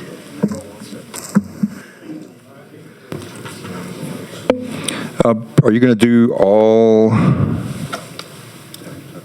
Okay, hang on. You ready now? Okay. Are you going to do all three bills today? No, just two. I'm going to ask that HB 276 be voluntarily deferred. I think Representative Mack's bills yesterday pretty well took care of it, so I don't think I need to go. Okay. I make a motion to voluntarily defer House Bill 276. Is there any opposition? Seeing none, House Bill 276 is voluntarily deferred. 729 and 169, you're going to run both of those? Yes. I want to go first. I'd like to first go with 169. Okay, we're going to go to House Bill 169 by Representative Carter. Ms. Staller, could you read that in for us? Thank you, Mr. Chairman. Members, House Bill 169 by Representative Carter provides relative to liability and damages resulting from carbon sequestration. All right, thank you, Ms. Staller. Okay, on your bill, Representative Carter. This is the second year I've brought this bill. It's brought because I think there's a big problem in that we're limiting the amount of non-economic damages in a occurrence where there's a carbon dioxide catastrophe. I've probably studied more on carbon sequestration than most scientists have, because I've tried to figure out not only what's going to happen now, but what's going to happen in the future. And I think it's all a lot of conjecture, and I don't think we really know. But all I hear from the opposing side is it's the safest thing since sliced bread. It's not going to happen. There's not going to be any blow-ups. Nothing's going to happen. But yet, when they put this original bill in, they put a $250,000 cap on any occurrence. That's the one that really gives me the heartburn. If the BP settlement had happened and this was in effect, there could have been one check written by BP for $250,000, and that would have taken care of everybody who was injured in the BP blow-up. We don't do this for the oil industry. We don't do this for the trucking industry. We don't do this for the forest industry. We don't do this for the chemical industry. Why are we going to do this for the carbon sequestration industry? I mean, to me, $250,000 per occurrence shocks my conscience to think that a Shell or an Exxon could come in and write one check for $250,000 and walk away from a whole population of a town being severely injured. Why we do it? What's the purpose of giving them this? I haven't heard any reasons. This original carbon sequestration bill was passed during the short time I wasn't here when John Bell was representative. Evidently, John Bell didn't catch this. But if I would have been here, I would hope I would have caught it and said, per occurrence just shocks me. Because who can ever tell what can happen in one occurrence? Can you blow a whole town up? Can you blow a whole city up? And you can write one check for $250,000 and walk away? To me, it just doesn't make any sense at all. I think that we need to take this out. I think we need to put the carbon sequestration people on the same playing field as everybody else. There's only two classes in this state that we give this benefit to of a cap on damages. The first one is medical malpractice, and we needed that cap in medical malpractice because there was a shortage of doctors. There was a shortage of doctors being able to get insurance. It was bankrupting hospitals. We had to do something to save the healthcare industry. I don't think we're in a situation where we have to save the carbon sequestration industry. As well as I can tell it, there's billions coming down the pipeline, and if they happen to injure somebody from what they call an ultra-safe activity, they ought to have to pay for it.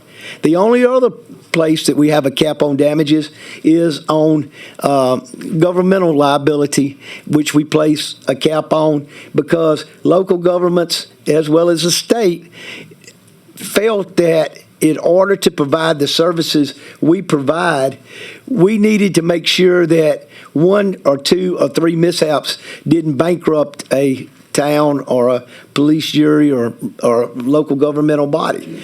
That's the only two, and those are very good reasons to put those caps there. I can't think of a reason in the world to take the most profitable company in the whole world, Exxon, and give them a break. They can afford to pay it if they injure somebody. They can afford to build a town if they tear a whole town up. Why should we give them this break? And basically, I'm willing to answer any questions, but I just think it's probably one of the most unfair things I've seen in our laws. All right, we do have a question, Representative Zarang. Thank you, Mr. Chairman. Mr. Chairman, are you going on record saying you're a better legislator than Governor Edwards? I will say this: he was my prodigy, and I taught him some of what I knew, but not all of what I knew. All right. To that point, what would you, in your opinion, I see in your bill, so you're removing the $1 million limit. Are you? No, it's $250,000. I'm sorry, $250,000. So you're proposing any limit at all, or just? I think it should be like the oil and gas industry and the timber industry and the chemical industry. There is no cap with them. Why should these people benefit from a cap when they haven't shown why they need one? Okay. I mean, if they can show why they need one, that's one thing. But as best as I can understand it, there are billions and billions coming down the pipeline from D.C. to fund all this. Why should our Louisiana citizens suffer damages that they're getting paid well for, and our Louisiana citizens suffer? The potential litigation that is there, I guess. Huh? It's not potential litigation. I think it's a matter of treating our people with fairness. I understand. Thank you, Mr. Chairman. Thank you, Representative Zarang. Representative Bryant for a question.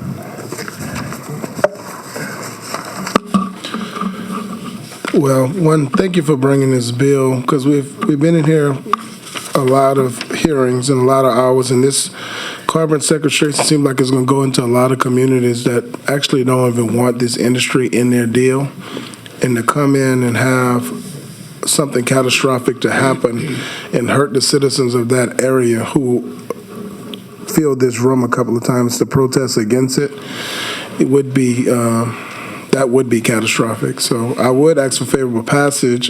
I don't know if they want to cap it in the future, if they actually show that it's needed. But to do this now without even knowing the uncertainty of this industry and what harm it can cause on the community and families is, to me, that is devastating.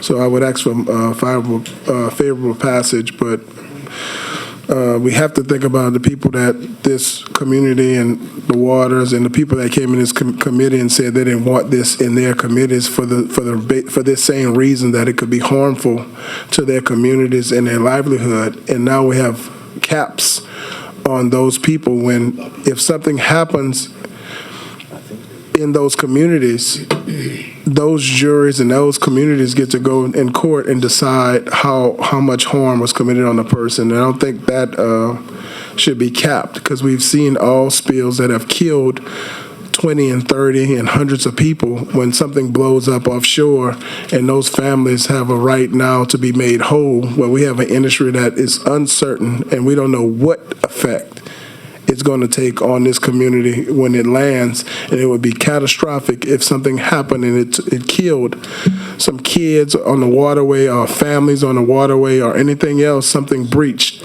And those court systems and those people would be able to come in, write a $250,000 check to 20 families, 10 families, give them $10,000 or $5,000 a piece, and walk away from this thing clean. It should not have to take part or happen to one of our kids for us to know that it could happen to one of our kids, because things happen with something so unknown as this industry coming to Louisiana. For us to cap it would be bad, but whatever the will of the committee is, but I don't think we should start capping communities from damages when we don't even know what the damages might be.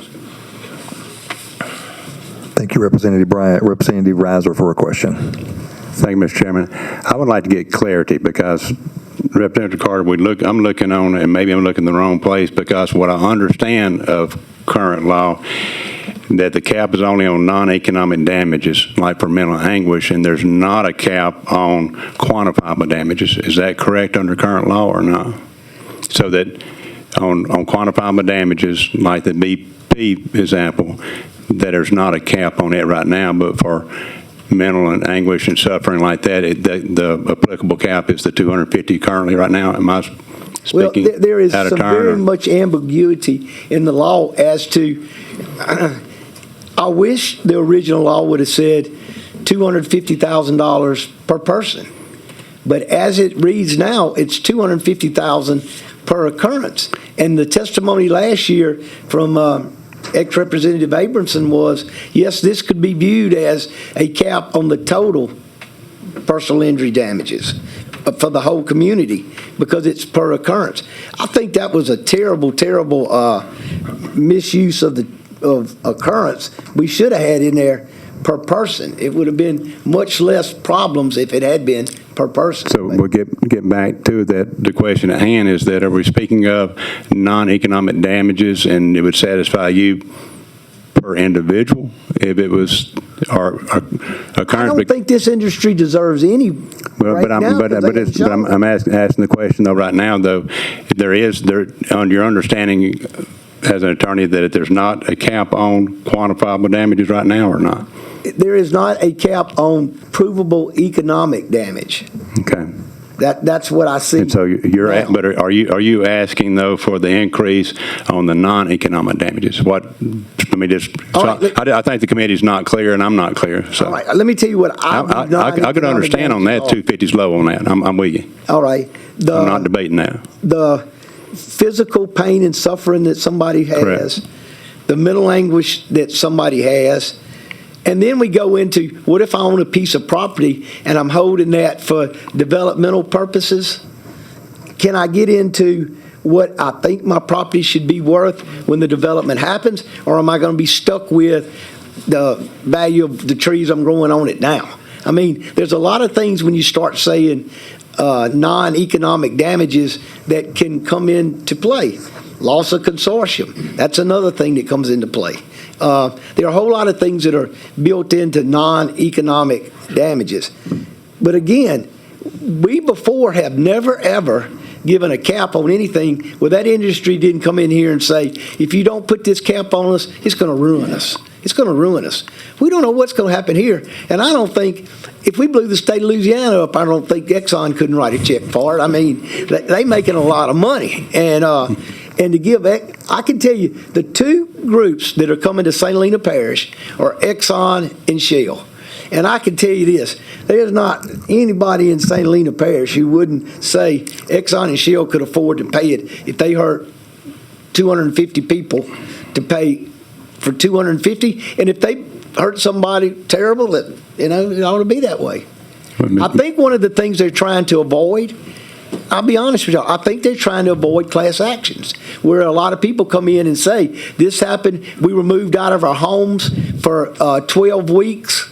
They want to know that they can come in, write one $250,000 check and cover everybody who may have been displaced for weeks at a time.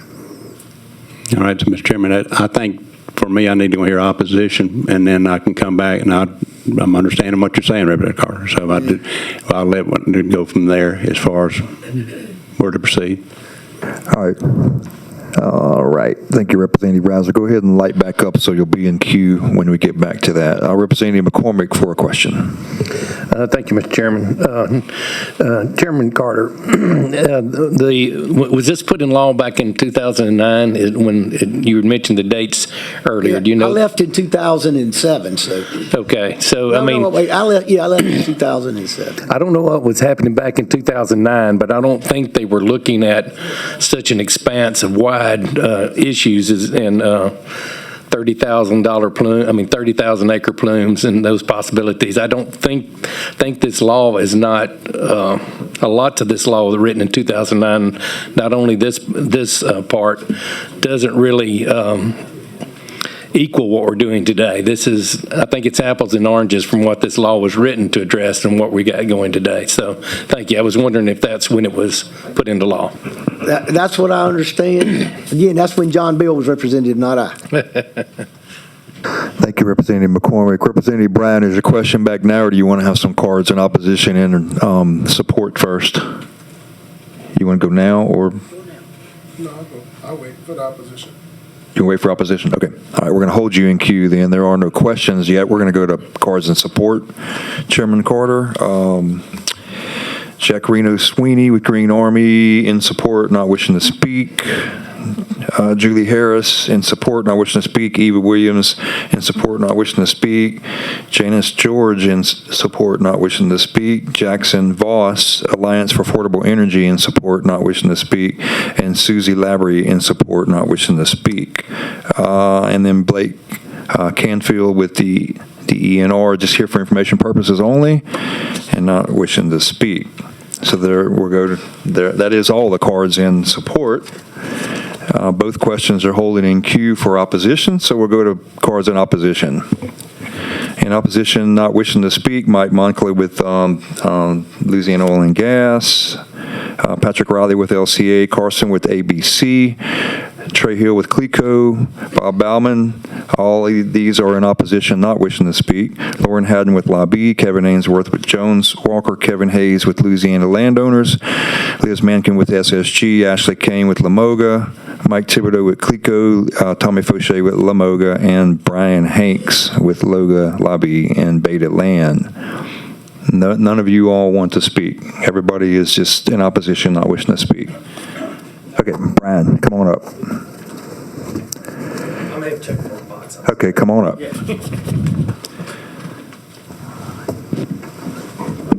Sure.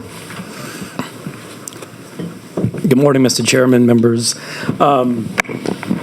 So I just want to address first, because there's been a lot of things said, and I think what Representative Reiser stepped out, but the points he made of trying to compare this, for example, to BP, I don't think are accurate.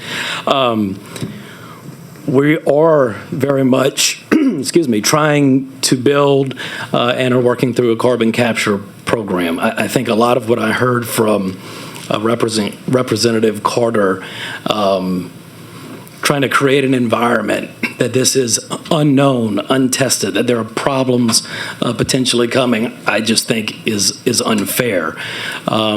And in full disclosure, we haven't had any conversations with Representative Carter, and I'd be happy to talk to him and hear some of his concerns, because what he brought here today, I think trying to paint and portray carbon capture investment in the negative ways that he has insinuated are just not fair. I think you have heard testimony, hours of testimony this session, last session, lots of discussions over the past now 2+ years talking about the safety of the operations, the many levels of regulatory oversight for the industry.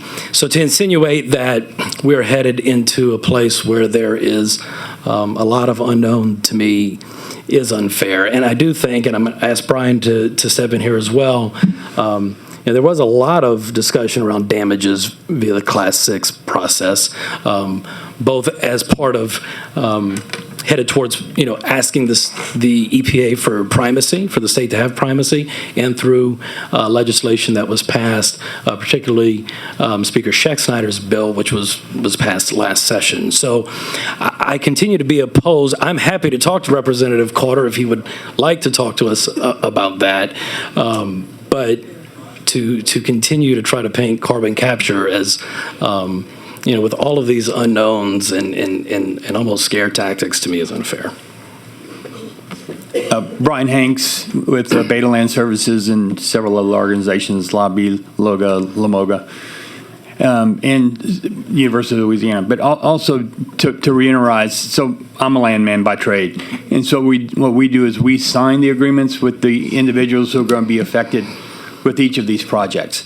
Each of these agreements has a damages clause in it. So there's an ability to negotiate damages there, and they are not limited. In most cases, they say actual damages incurred. Okay, so there is contractual issues that you have to be aware of as well. One of the things, I'm also involved with API, and we're dealing and talking to other states that are involved in other carbon projects and pursuing other carbon projects. There are people that want carbon projects in their states and in their areas. And part of the things that we get asked when I get put on a call is how are we going to handle the litigious reputation that Louisiana has here. An uncapped ability to go and sue is just going to send a horrific message across the industry. Again, we have an opportunity to do this. This was addressed last year. It was defeated last year. It was defeated for a reason. So, as Tommy said, industry, we would be willing to sit down with Representative Carter, but an uncapped limit would be very dangerous to the attractiveness of projects to be able to do here. So that, combined with the individuals who are involved in these projects and have the ability to sign a contract and define what they want coverage for damages, I think makes this that's why I oppose this particular bill. All right, Representative Reiser, is your question for the two gentlemen at the table? Okay, we're going to light you up. Go ahead. All right, but we're still not getting to back where I'm at, we're talking about the component, non-economic damages and economic damages. So is there on non-economic damages, on your understanding now, is it capped at $250,000? Or was that done in previous legislation that Representative spoke of? My understanding would be the previous legislation, but that's 250. 250 for that slivering component. Okay, and that's the part that I've seen to be agreeing with him on, that for pain and suffering, and for 250 back in 2009. That's the reason I'm such a proponent of indexing. So that it just inflation eats it up. Yeah, each one of these projects has a $5 million fund associated with it in order to have it, and for each company they have a $15 million. But I think we're still getting out beyond what I'm trying to ask. If you got that, but if the state law says it's only capped at 250, it doesn't matter if that $5 million for pain and suffering. I mean, so your state statute is going to override the way just from the business. Now, is it capped on pain and suffering, those damages at 250, or? Well, maybe I'll throw a question to your question. So, which would be the dominant contract, the state statute or the individual contract with the landowner? Who's involved? Well, you're their attorney. I'm asking you that very question. That's the reason we're having this conversation. I am not an attorney. Yeah, so neither am I. Unfortunately. Then you can't answer the question then. Right. We're going to get some immediate, but what I'm saying is that on pain and suffering, I know people, I've got friends who've got hurt offshore and they've been laid up. Now, we're talking about two different things. The 250, that doesn't go very far for our family. It's odd of me to be saying that, but that doesn't go much. I mean, it's more like 500 or something. But I'm still a little bit confused on because my point of contention is it's non-economic. I don't mind capping it. I don't mind putting on that. And my understanding is on economic damages, there's not a cap right now. Is that correct? My understanding is that non-economic, and correct me if I'm wrong. You got two components, non-economic and economic. One is my understanding that there's a cap on non-economic and there's an unlimited on economic. So that's as straight as I can put it to you. Yeah, and I can't, the point that Brian just made on the contractual, which would dominate, we can get the answer. But is there anyone, Representative Reiser, is there anyone here in opposition who can specifically answer the Representative Reiser's question? Is there anybody here? No one's coming to the table on that. So. I'll give for now. All right, thank you, Representative Reiser.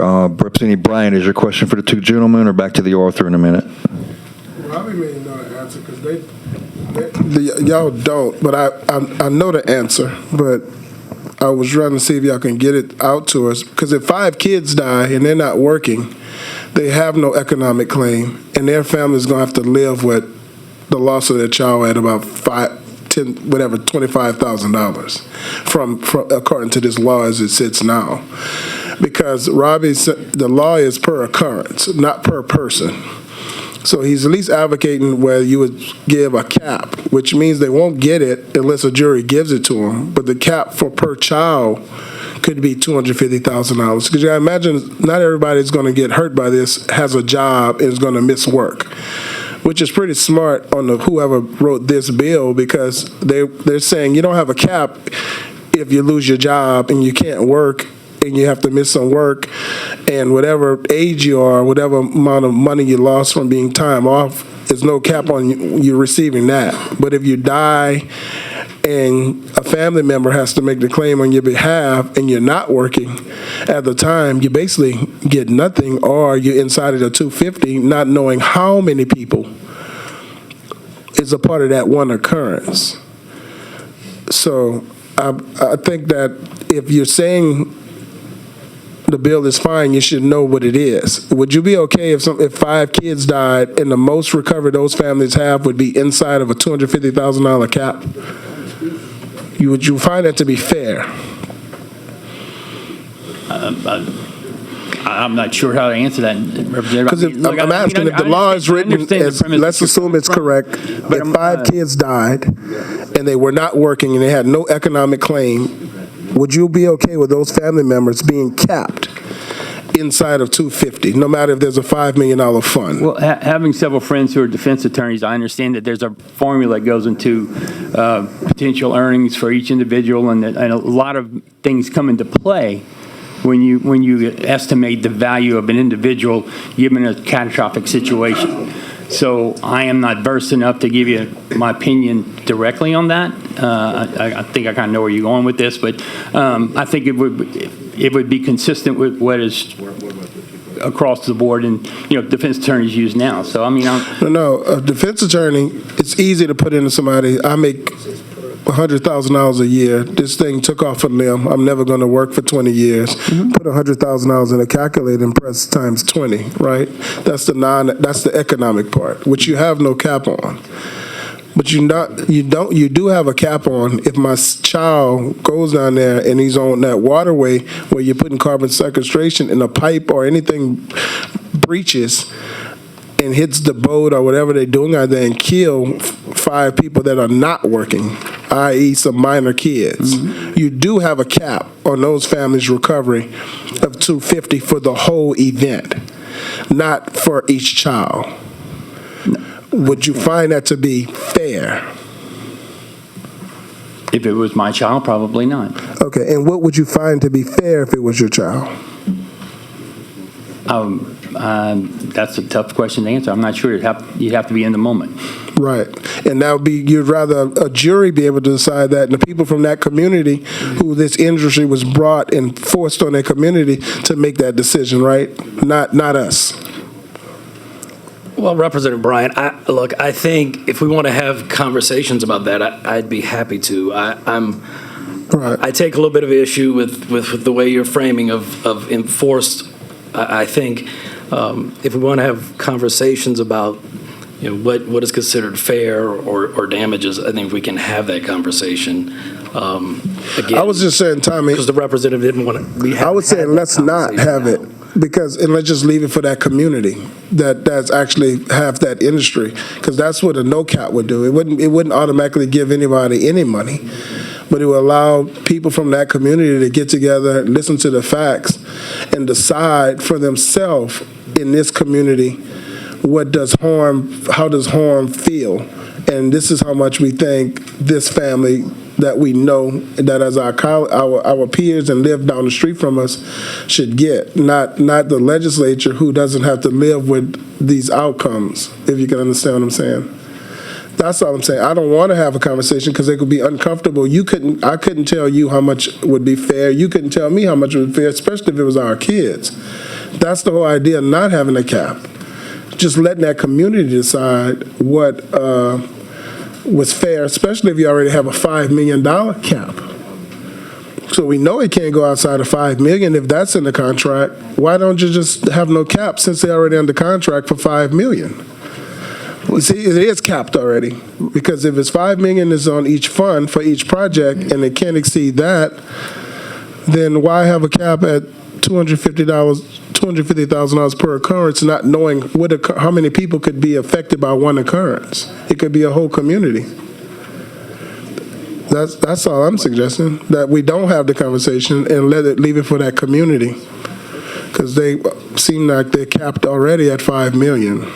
But I will tell you, and I appreciate where you're coming from, and we can have, I think we could talk about this even more. And I'm not trying to be insensitive to the individual. Right, I know you're not. Because we're talking about a hypothetical situation of something that hasn't right, it's happened. an unknown. So I'm right. not trying to be insensitive to your constituents or anyone in any district where we may have investment.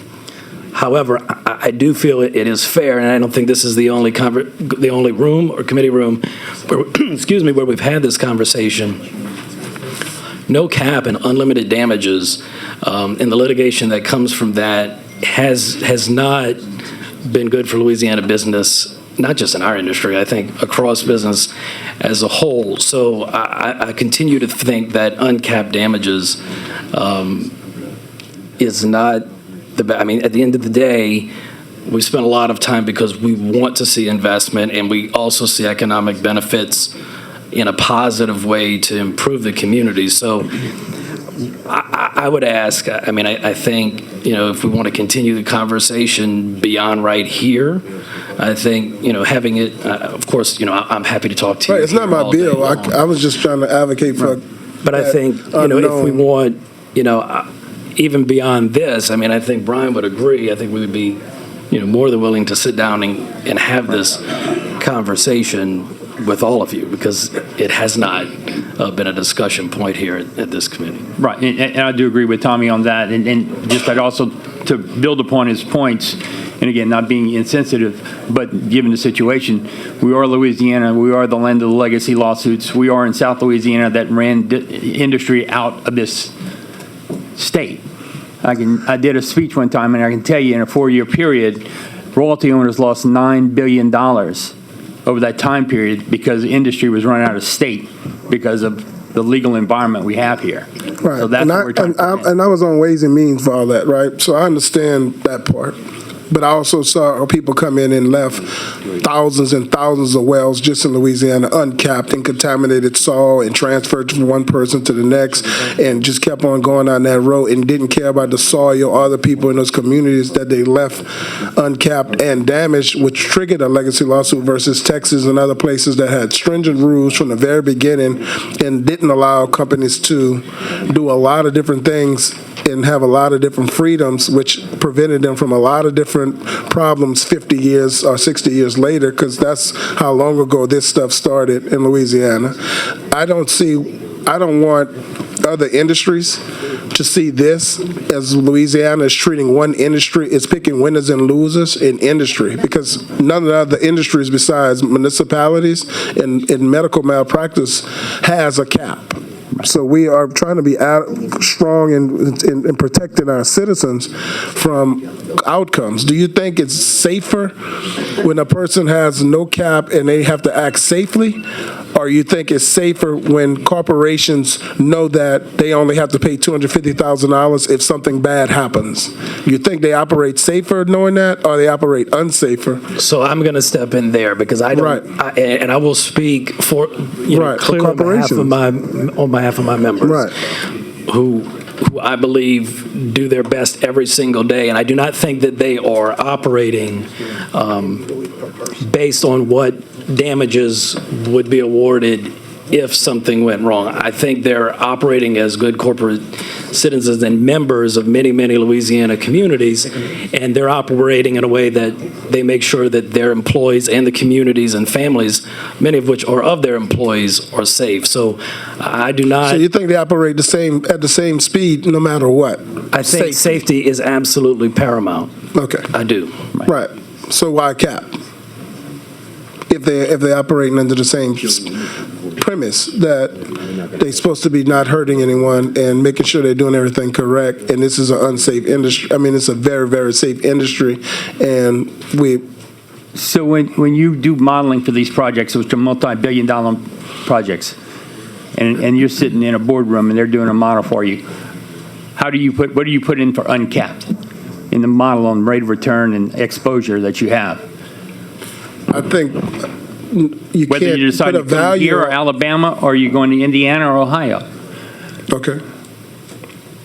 I mean, that's the answer. And I do want to address the P&A well situation, because I hear it at every committee, every time we have this deal. As an industry, I think we do suffer from the ills and the bad mistakes of our predecessors. But these committees and this legislature and this body on both sides have addressed that, and we have bonds in place now. Anybody that drills wells now, we are in a different environment, so we will not have that going forward. So I just want to acknowledge that. And the legacy laws triggered it, a lot of it. No, that was making us be more regulatory in our friends that come and do business here, and making sure they do what's right. We can agree to disagree. Legacy laws did not create that. Okay, gotcha. You done, Representative Bryant? Yes. Okay, thank you. Question, Representative Mack, is your question for the gentleman at the table or back on the Arthur?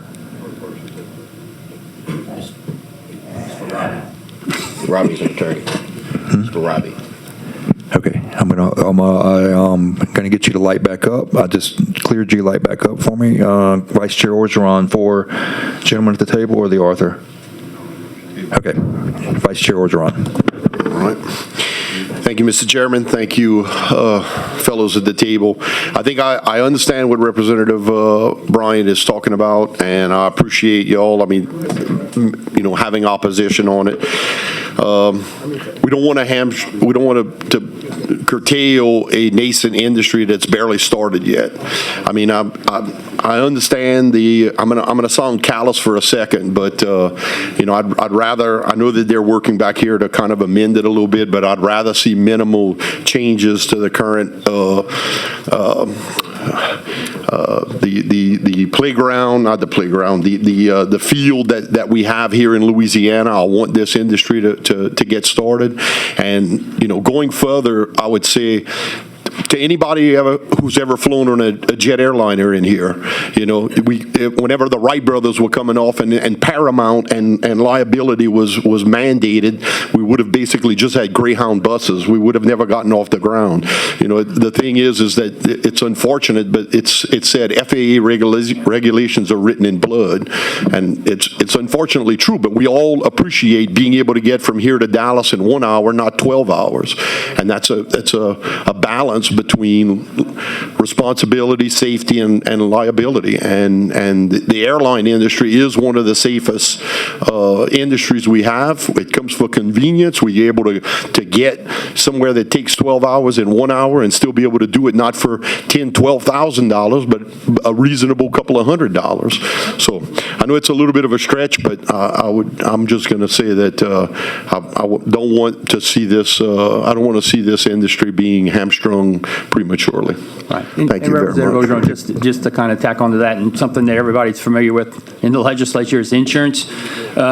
Insurance rates are directly affected by whether you have a cap or no cap across any project. So keep that in mind too. It's part of the modeling portion. All right, thank you, Vice Chair Orgeron. Are your questions for them or the Arthur? Okay. Representative Travis Johnson. Again, thank you, Mr. Chairman. I'm trying to just gather information about all the statements and testimony myself. I'm having a hard time. And I, too, want to see this industry move forward. And I think that many of us, we don't know a lot about carbon sequestration because it's new. And so when we think about it, we compare it to oil and gas. We know oil and gas.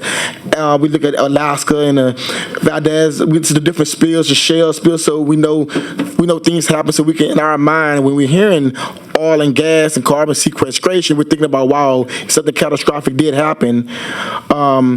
it's going to be bad for communities. But do you guys know of any examples of, I know this is new, but what are some of the pros and cons to just what can happen? We know pipes and things, but like when you're doing this stuff, what can possibly happen? I mean, we know there's some cons to it, but like, is it comparable to oil and gas to a certain degree? I mean, look, when we look at, and we had, we invited, I know, members last session to sit and visit, when we talk about actual wells, lots of similarity. When we talk about pipelines, lots of similarities. So from a safety perspective in predicting, I hear what you're saying about, and a lot of people call it new, but the truth is, a lot of the equipment and technology has been used, and I see Mike sat here to the left of me can talk more about the use in the oil field. I think there is actually a lot of predictability, and it's point of what my opening comments were, is to paint all of a sudden this as so much unknown. I think there is a lot of what we know about the industry, and it's why for 2 years we've been able to, I think, very, confidently share with all of you and members of communities, not just here at the legislature, this safety and the reason why we believe Louisiana communities should welcome these investments in technologies. Mike, you want to say something? Sure. Mike Monclaw with LOGA. I appreciate your question. It is new in the term carbon sequestration, but it's not new in the form of EOR. Okay, it's called enhanced oil recovery, and that's when they take carbon and they pump it down the hole in order to extract oil, and they've been doing that for 50 years. And so my family business, we had 8 rigs running for Denbury Resources in Mississippi, and they took carbon from the Jackson Dome, and they had it piped all through Mississippi, and they would pump carbon into the ground. You only, when you pump it in, it comes back out with the oil, and then it's separated, and some of that carbon goes back into the system, and and the oil is separated to sell. So, but you only get back about 38% of the carbon. So carbon has been stored in Mississippi in EOR for decades. And you don't hear any stories about, carbon coming out anyone's water faucet, So I think it's something that has been done for a very long time. I mean, in West Texas, it's probably the largest CCUS project in the world, but it's in the form of EOR. So they're extracting gas with it, but there is so much carbon being pumped into the ground there for decades without issue. And so much so in Mississippi that, Exxon ended up buying Denbury because Exxon is so heavily involved in carbon sequestration. That project in Denbury, they took that pipeline and they started in Mississippi with it, and they came all the way across Louisiana, and they're now into Oyster Bayou south of Houston doing the same thing there, but they also do it in Livingston Parish. Yeah. They do it in Denham Springs, where there's an EOR project as well there, and we've had no problems in Denham Springs either. And my next question is, you guys know that as legislators, we're trying to find that balance between protecting public safety, making sure our constituents are safe, and also leaving room for this new industry to move forward. What do you guys think can happen to? I know my colleagues are probably working on some type of amendment, but what do you guys think can happen to? Let me say this. How do you think industry feels when they see this amendment, or see that we're trying to, cap it or keep it open? How do you guys see industry feel? I think unintended damages are seen as a negative for companies to make investment decisions. Look, I was with a number of industry leaders from around the country just earlier this week. A lot of them watching, particularly in Louisiana, to see how will carbon capture move forward, because a lot of their states are starting to get in the queue for primacy, and they're wanting to get themselves in position to see carbon capture investments. Some of them even jokingly saying that, if it doesn't work out for whatever reason for Louisiana, we want to be ready to catch that. They're also, the other big issue, not necessarily directly related to carbon capture, but being with those from other states, they continue to tie litigation to Louisiana as well. It's a reputation. And so I think, no cap, endless damages, I think, continues to be something that businesses will just see as a negative, and it's just the facts. Thank you, Chairman. Thank you, Representative Johnson. Okay, the board is clear for you guys. Thank you very much for your help and your testimony. Chairman Carter, you're back at the table. Mr. Kerner, can you get our team back on the court? They're coming, all right.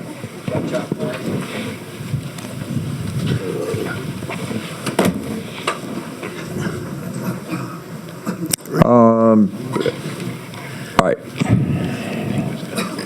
There's no questions, and we are on closing. Well, I think there may be an amendment coming up. One thing that was not addressed by the opposition was the per occurrence. That is what gives me the most heartburn about the whole thing, is the per occurrence. I think there is an amendment coming up that leaves a cap in place, but at a higher amount. I'm not saying I'm jumping up and down with glee over the amendment, but I have to say I'll take what I can get. And right now, taking the per occurrence out and replacing it with per person, to me, is the main thing. And raising the cap up to where it equals what local government as well as the medical malpractice cap is a step in the right direction anyway. All right, Chairman Carter, let's hold the comments on the amendment. We haven't seen it yet. Just hold that thought for a second. Representative DeWitt, do you have a question for the chairman? Yes, sir, I do. Why is this bill in this committee? It seems like this is a civil That's law. where the Speaker sent it, sir, and it deals with carbon capture, so. I challenge you to remain this, honestly. You got to do that with the Speaker. We're gonna, is there any further questions, Representative DeWitt? No, sir, that's it. Okay, thank you. All right, there is another card in opposition from Logan Anderson from Jones Walker, not wishing to speak. The board is clear. Okay, light up for me. Representative Bryant. The amendment, has it been published? Okay, who has the amendment? Okay, Ms. Stalder. Thank you, Mr. Chairman. Members, this is Amendment Set Number 3219. It is available online, and it has been and it's being passed out now. The amendment puts all the stricken language back into the bill, and then it increases the $250,000 cap to $500,000, and every instance where the law says per occurrence, that is being changed to per person instead. Thank you, Ms. Stalder. Representative Bryant, on your amendment. I know the authors wouldn't be happy with this, but this kind of helps this community. It moves up the 250,000 cap to $500,000 cap per person. So no person could receive over $500,000. And when a person dies from this, or lose an organ, lose a limb, lose their mental capacity, which is a brain injury, and can't think for themselves anymore, and they have to be able to independently care for themselves or herself or perform life-sustaining activities, which is putting all the language that the author wanted stricken from the bill. It puts it all back into the bill. But now those caps, which is a cap of 500,000 for those people, now go from 500. It stays at 500,000, but it takes out per occurrence, which would have taken a group situated in that posture and given them or their family $50,000 to take care of them for the rest of their life. Hypothetically, if 10 people were affected by that event, which we know most of these events don't just affect one person, and puts it at 500,000 per person to a cap, which means they don't get it unless a judge or a jury finds that they have proven that that need is that loss has actually occurred, but they still could not get more than $500,000. That is the gist of the amendment. I know the author doesn't want it, but I think if we're going to cap damages, we at least need to cap it to each person. So Representative Bryant, for the committee's understanding, if I understand what you just said, you are taking the current law, raising it from 250 to 500. Yes. And not per occurrence, now per person. Is that what the amendment does? Yes, if you sir. summarize it? Yes, Judge. There's nothing else in there other than you're raising the limit and you're making it per person. Yes, sir. And it's So still it's still capped. Yes, sir. And that number is 500. Yes, sir. Does the committee understand? Any questions to Representative Bryant from the committee? Hang on, Representative Reiser. I'm looking at the amendment, and if you go to line, I didn't bring my glasses, go to line 7, where he's inserting 500,000, and it says, and then it says an exception on page 8, dollars, and that's saying with exception. The exception reads as follows, and the exception is then 500 at the end. I don't know if you're at 500, I don't know what the rest of the language really be in there for, because you make an exception. It's at 500 now. Except you're putting per person. Correct. You're putting that in there, versus the whole group. If 10 people died, lost their lives or their limbs, and been paraplegic, right? So at least now, a paraplegic would just be able to recover 500,000 because it's now per person versus the whole event. But look at, I mean, that's outside of what I'm looking at. Okay. Just look where it says accept on Representative Bryant. When it says on line 8, it says accept. Yes, sir. Okay. Well, is that all that language really necessary? Because now it's redundancy. There's 500 on line 7, and then on line 14 you have 500 again, which is referencing an exception which matches the dollar amount above. Right. So you're basically saying a cleaner bill could read lines. I don't know I don't know if that's necessary in there, because now you've got 500 already. It's 500 across the board now. So you're saying a cleaner bill would be to strike out the death and loss of limb exceptions? The cap was there at 250, and then you had an exception when you went above the cap, and that was on line 14 where you go to the exception above. So now and that's something he may be able to work on between now and the Senate. Robbie, he's basically suggesting now that there's a 500 cap for a person whatsoever, it doesn't matter if they die or if they are paraplegic or anything else, they capped anyway. No. What Representative Reiser's saying is, if the courts found this unconstitutional, then... No, that's the second part. That's not the part we want. Well, I think when you get on... That part deals with... just because we want clarity on this, I think that when you go on page 2 of 3 and you look at line 1 through 4, to me that looks like when it said if the court found unconstitutional, otherwise maximum amount would be non-economic would be $1 million. So that looks like that's a severability clause in there to me. Right, that's nothing we're talking about. I think the severable part, if it's found unconstitutional, is on page 2. Right. I think if you look at line 18 of page 1, I think line 18 where it begins the sentence in. Right. I don't think that sentence is necessary now that we've raised it to 500. Right, and that may be something else you want to work on, but what Senator Reiser is saying is that because now the whole event is capped at 500 per person, it doesn't matter what happens to that person anymore. So listing all of these catastrophic events and loss of life. I want to leave that in. Okay. And I think under the amendment it is left in. But it's still capped at 500. No, it's not. It is. In this case, in such case, the maximum amount recovered for those types of damages, loss of limbs, deaths, for non-economic loss shall not exceed 500. Because the other one previously was 250 for when you didn't die. And now it's 500 per occurrence for all persons. Do you have that amendment before you, Representative Carter? Okay, thank you. That was kept. Yeah, I see where we are right now. Yeah, I see where we are right here. See this? Yeah. I think that needs to be raised. And that's between you and the.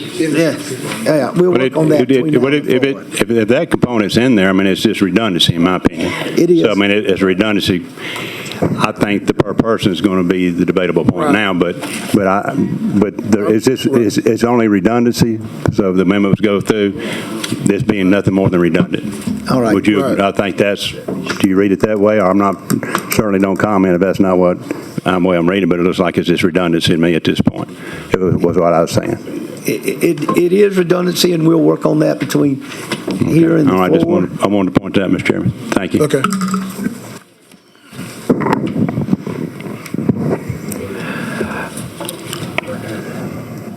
Ms. Stalder, would you summarize what the amendment does for us, please? Yes. Okay, members, the amendment before you increases the current $250,000 cap to $500,000 and changes every place in the law where it says per occurrence to per person instead. And that's it? Okay. Thank you, Ms. Staller.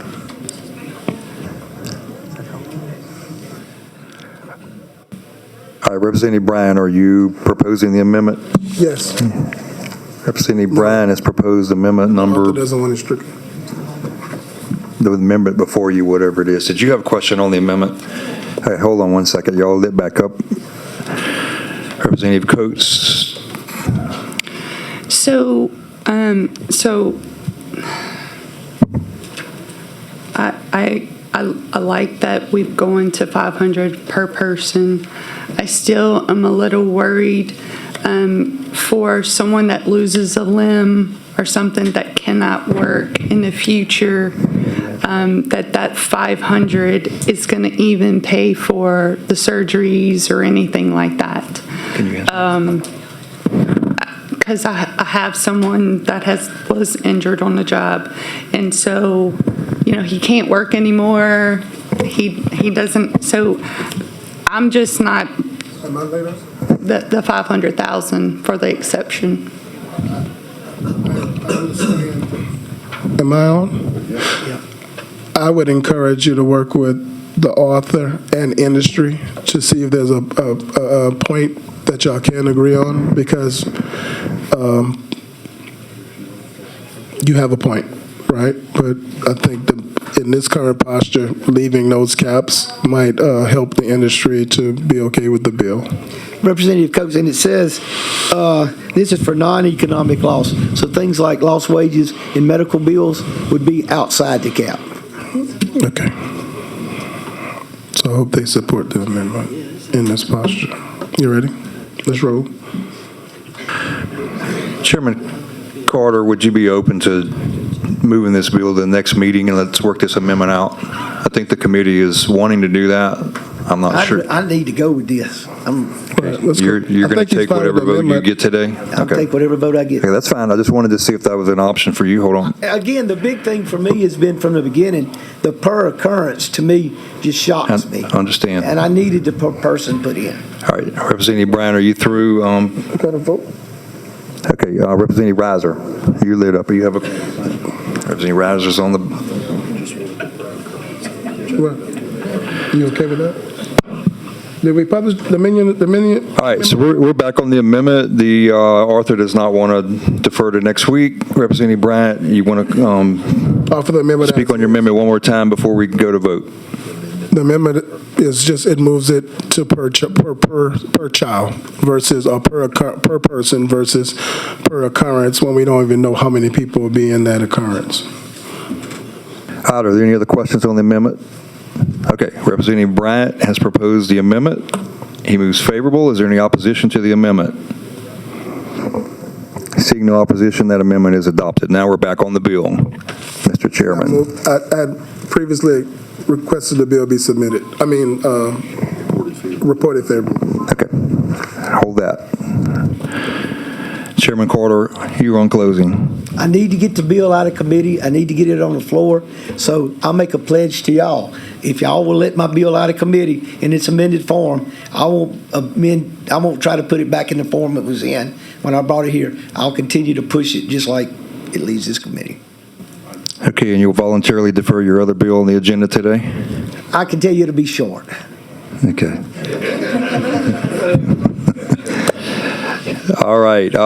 There's a motion by Representative Bryant to move House Bill 169, House Bill 169, favorable as amended. Is there any objection?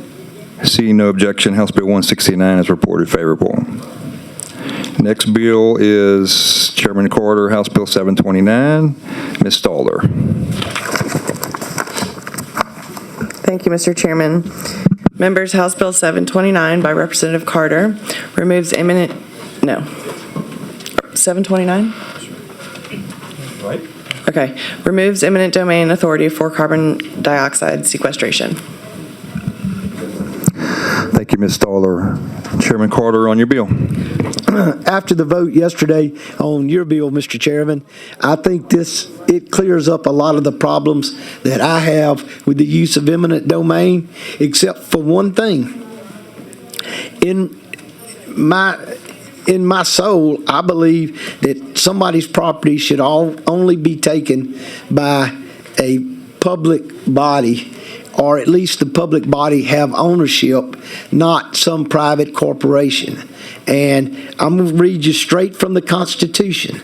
The Constitution says, as used in subparagraph 1 of this paragraph, a public purpose shall be limited, not included, but shall be limited to the following: a general public right to the definite use of the property, continuous public ownership of property dedicated to one or more of the following objectives and uses: public buildings in which publicly funded services are administered, rendered, or provided. That's number one. Number two, roads, bridges, waterways, access to public waters and lands, and other public transportation, access, and navigational systems available to the general public. That's number two. Three, parks, convention centers, museums, historical buildings, and recreational facilities generally open to the public. That's number four. Public utilities for the benefit of the public generally. That's number five. Public ports and public airports to facilitate the transport of goods in domestic or international commerce. And the last one, the removal of a threat to public health or safety caused by the existing use or disuse of the property. Now, I understand that they're using carbon capture under the heading of public utilities for the benefit of the public generally. I question whether a private company can be given expropriation authority under eminent domain under our Constitution. And I think that is going to be an issue that has to be decided by the courts. After the Kelso decision that happened by the Supreme Court a few years ago about what can be taken, in the Kelso decision there was a problem. A city actually took property because they said the landowner wasn't developing it as fast as the city wanted him to, and we're going to give it to another citizen to build a shopping center on it. And to me, that shocks my conscience that somebody would take property from me and decide they know better what to do with my property than I do because it's my property.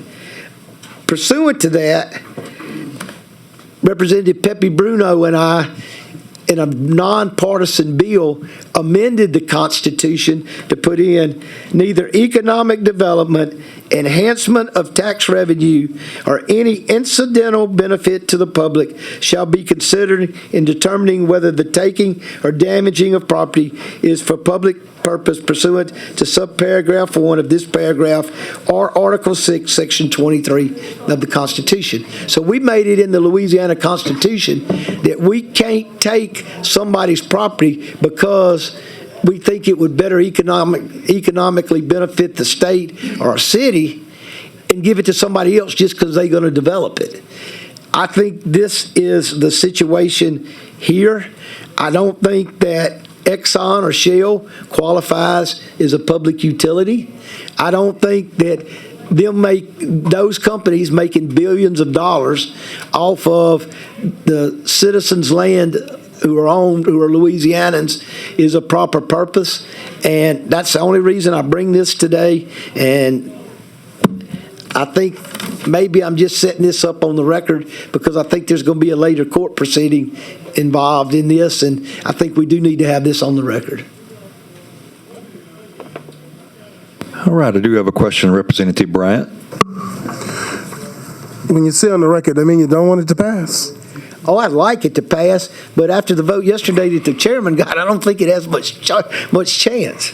But what's the difference between this and what utilities companies do every day in order to bring utilities and things to a community that's needed?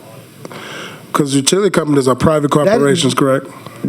I agree with that, but they're also providing a needed service for that community. Without electricity, without water, without gas, there's not much a community can do. Can St. Helena survive if we don't get carbon dioxide put in the ground? Of course we can. That's where it's been for the last million years. Why? I mean, there's a lot of difference between providing a service that's needed and providing a service that is not needed and is done for somebody's economic benefit. I hope it's the people of St. Helena's benefit if they do it, but I think it's more to the economic benefit of these companies that are going to be injecting it in the ground. So it sounds like you're saying carbon dioxide, carbon sequestration, this process is not a utility or is not something that should be classified? I think that's what the court's going to end up having to decide. Okay. And I truly believe that the only reason this is being done right now is because of President Biden giving him a big financial incentive to do it. If you take that federal financial incentive away, we wouldn't be here today. Thank you, Representative Bryant. You through? I am. Okay. Representative McCormick for a question. If the chairman's bill makes it through that he passed out of the House yesterday, will eminent domain, will they still have the case for eminent domain? I guess they can are you talking about eminent domain for pore space, or are you talking about pore space, pipelines, stranded resources? All of it. I'm talking about the whole carbon capture, project, which includes the building out, wherever they're going to build it out, the piping it to where they're going to go, and then the placing it in the ground, the monitoring of the situation. I'm talking about the whole process. But I think the difference between what the chairman did yesterday and what I'm doing today is there is going to be a question that comes up. Is unitization, in fact, a taking? And I think that is the judicial question that's going to have to be answered. If the chairman said yesterday in his bill, I'm doing away with eminent domain, but yet if somebody's taken a layer of my soil 5,000 feet down, I believe if not a direct taking, it's an inverse condemnation where they're taking it. And I think there is a question of, does the government have the right to take my bathroom, or do they have to take my whole house? I think in this situation, they are taking a part of my land, the 5,000 feet down, and I think it still could be seen as eminent domain. Yeah, and actually, I kind of agree with that. But without the chairman's bill, they can take 20,000 acres, and now they can only take 25%, I guess, with a forced pool. But if your bill passes as you're presenting, will that do away with pipelines when it comes to CO2 secondary recovery, or It would just do away carbon with sequestration? CO2 pipeline, not oil and gas pipelines, but CO2 pipelines. Yeah, And that's why I think I got very little chance of passing it, but I Right. did want to make a record. Sounds great. Thank you, Mr. Chairman. Thank you, Representative McCormick. Chairman Carter, you said just now it would do away with CO2 pipeline, eminent domain, but not oil and gas pipeline, Yes. eminent domain? Yeah, And this- why are you this just, only- and why? Well, it says it only does away with eminent domain But why? for carbon so sequestration. My question is, if you don't like eminent domain for CO2, why would you like it for oil and gas? I don't like eminent domain, period, where there's not a, So you'll take an amendment to put oil and gas on there too and just get rid of eminent domain for everything, or you just focusing on CO2? Now, let me tell you how, if I were the emperor or the dictator, what I would do is take everything for the state. I would let the state have the carbon pipelines and then let them charge these companies for use of these pipelines. Okay, I just wondered if you were, why you were singling out CO2 and not all of the eminent domain for everything, and that was just my question. Representative Carrier for a question. Well, you kind of stole my thunder. I was going to ask him the same thing. And I gave you the same answer. If I was the emperor, I'd say only if the government. Dictatorship? Hey, look, we agreed on the last bill. That's the first time you and I have agreed in a long time, but this one, no. Don't push it. Representative Carrier, don't push it. Is that what you're saying? Right. All right. The Black Prince of Mardi Gras. Thank you, Representative Carrier. Let's go to some green cards real quick. In support, not wishing to speak. In support, not wishing to speak. Brad Bradford with I think it just says self. I'm sorry, Brad Bradford. Jack Sweeney with Green Army. Julie Harris. Jackson Voss with Alliance for Affordable Energy. Susie Labrie. Bert Calais with Louisiana Citizens Advocacy Group. Kevin Hayes, Landowners Association. In support, not wishing to speak. And let's see, wishing to speak, Louisiana Citizens Advocacy Group, but I can't read the name. Is this person still here? It's just okay. All right. So we're going to pass on that. We do have here for information purposes only Blake Canfield. You have anything you need to say? We're done with that. All right. There are no questions for that opposition. Now we're at the opposition. I'm sorry. Thank you if you'll yield the table.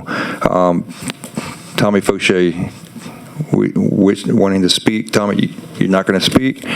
All right. In opposition, not wishing to speak, Megan Thacker, Consumer Energy Alliance, Logan Anderson, Jones Walker, Mike Moncla, Louisiana Oil and Gas, Patrick Riley, LCA, Trey Hill, Clico, Bob Bauman, Lauren Haddon, Lobby, Kevin Ainsworth, Jones Walker, Ashley Kane, Lamoga, Mike Thibodeau, Clico, Liz Mangan, SSG, and Brian Hanks, Loga, Lobby, Lamoga, Beta Land Services. All in opposition, not wishing to speak. All right, Representative Mack for Brian Hanks wishing to speak. Sorry, I couldn't let Representative. Which one you going to? The one on the left? All right. I just, I wanted to address a couple things. One, I know we're talking about when the crux of all this conversation with eminent domain is the actual physical, the perception of taking a property. The preponderance of eminent domain is dealing with you getting on a piece of property that's in a project, whether it's a pipeline, carbon project, or anything, and you have to identify absentee owners. This is the process that we use to go through it. So it's very involved, it's very expensive, it is very much a means of last resort. So this is being tainted by something that rarely happens, to be perfectly honest with you, in a project. I also want to remind the committee that we're talking about when you have over 75% of the people that are in agreement to get a project to move forward. We want the project to move forward. You can't let a 2 or 3 acre piece of property stop a $3 billion project going forward when everybody else wants to move forward. That's the importance of eminent domain.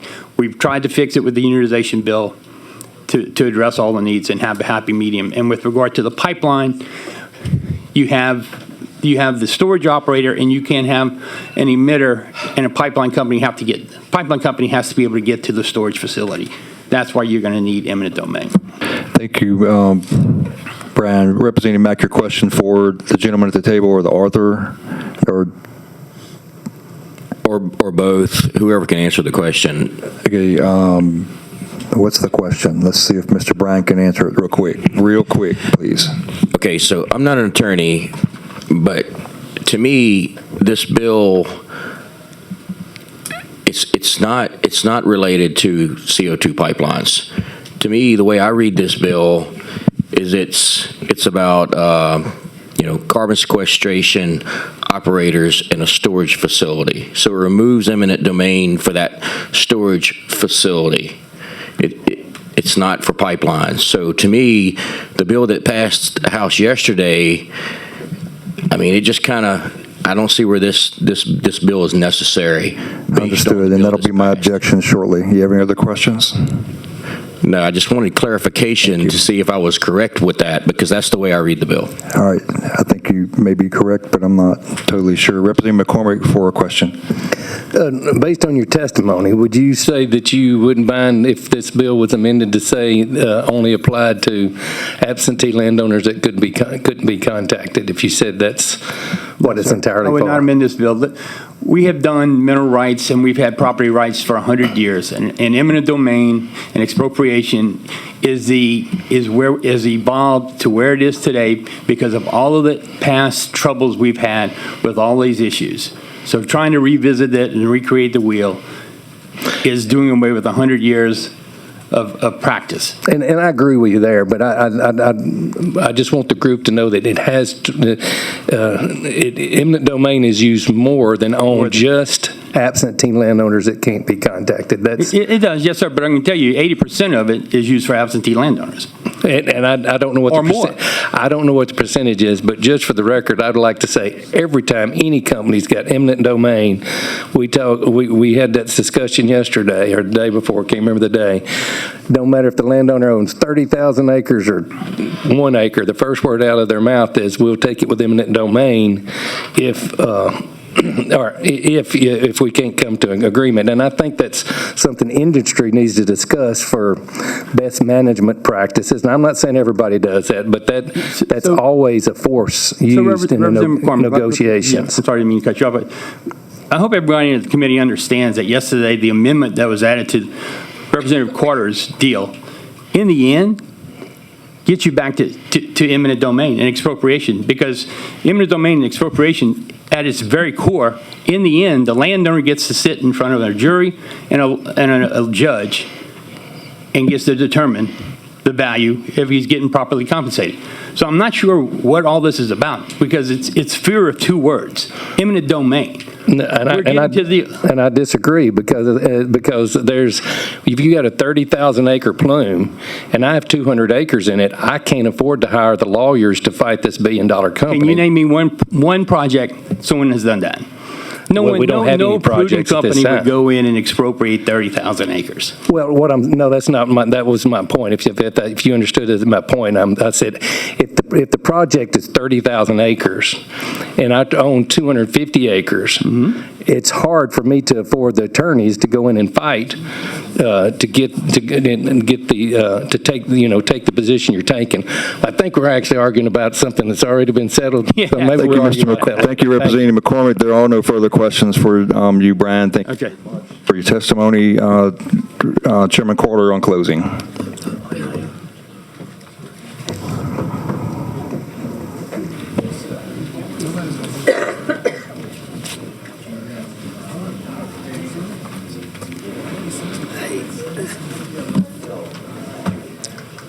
Mr. Chairman, your bill yesterday, I believe, cleared a lot of my objections up.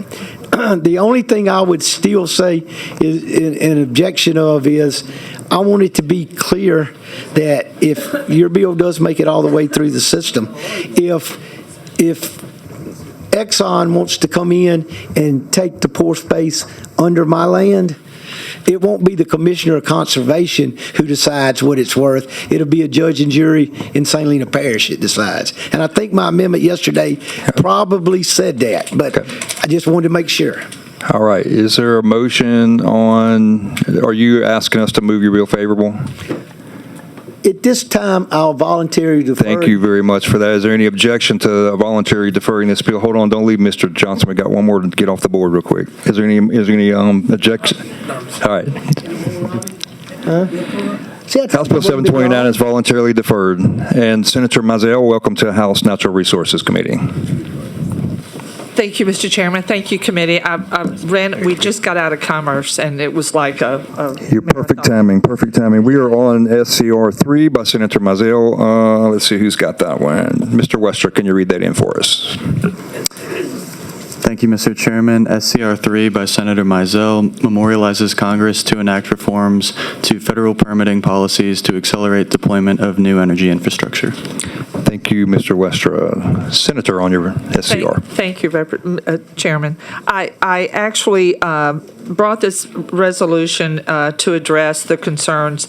It's mostly mirroring resolutions that have been passed in a lot of the oil and gas states, primarily in the South, in response to the federal obstacles and restrictions that have been put in place that stifle oil production and exploration. And that's the intent of the bill, is just to bring some attention to that and ask for some reconsideration so that we can grow the economy that depends on oil and gas. That's what the resolution does, and I'd ask for favorable passage. All right, thank you very much. There are no questions. I move favorable on SCR 3 by Senator Mizell. Is there any opposition? Seeing no opposition, SCR 3 is reported favorable. Thank you. Thank you very much. Representative Carrier to handle Senator Cloud. I'm sorry, I needed to read some SCR 3 in favor, not wishing to speak, Lauren Haddon with Lobby, and Ashley Kane with Lamoga. And I'm sorry, opposition to SCR 3, Jack Sweeney with Green Army. And that takes care of that. All right. Representative Carrier to handle SB 71 by Senator Cloud. Ms. Stalder, could you read that one in for us? Thank you, Mr. Chairman.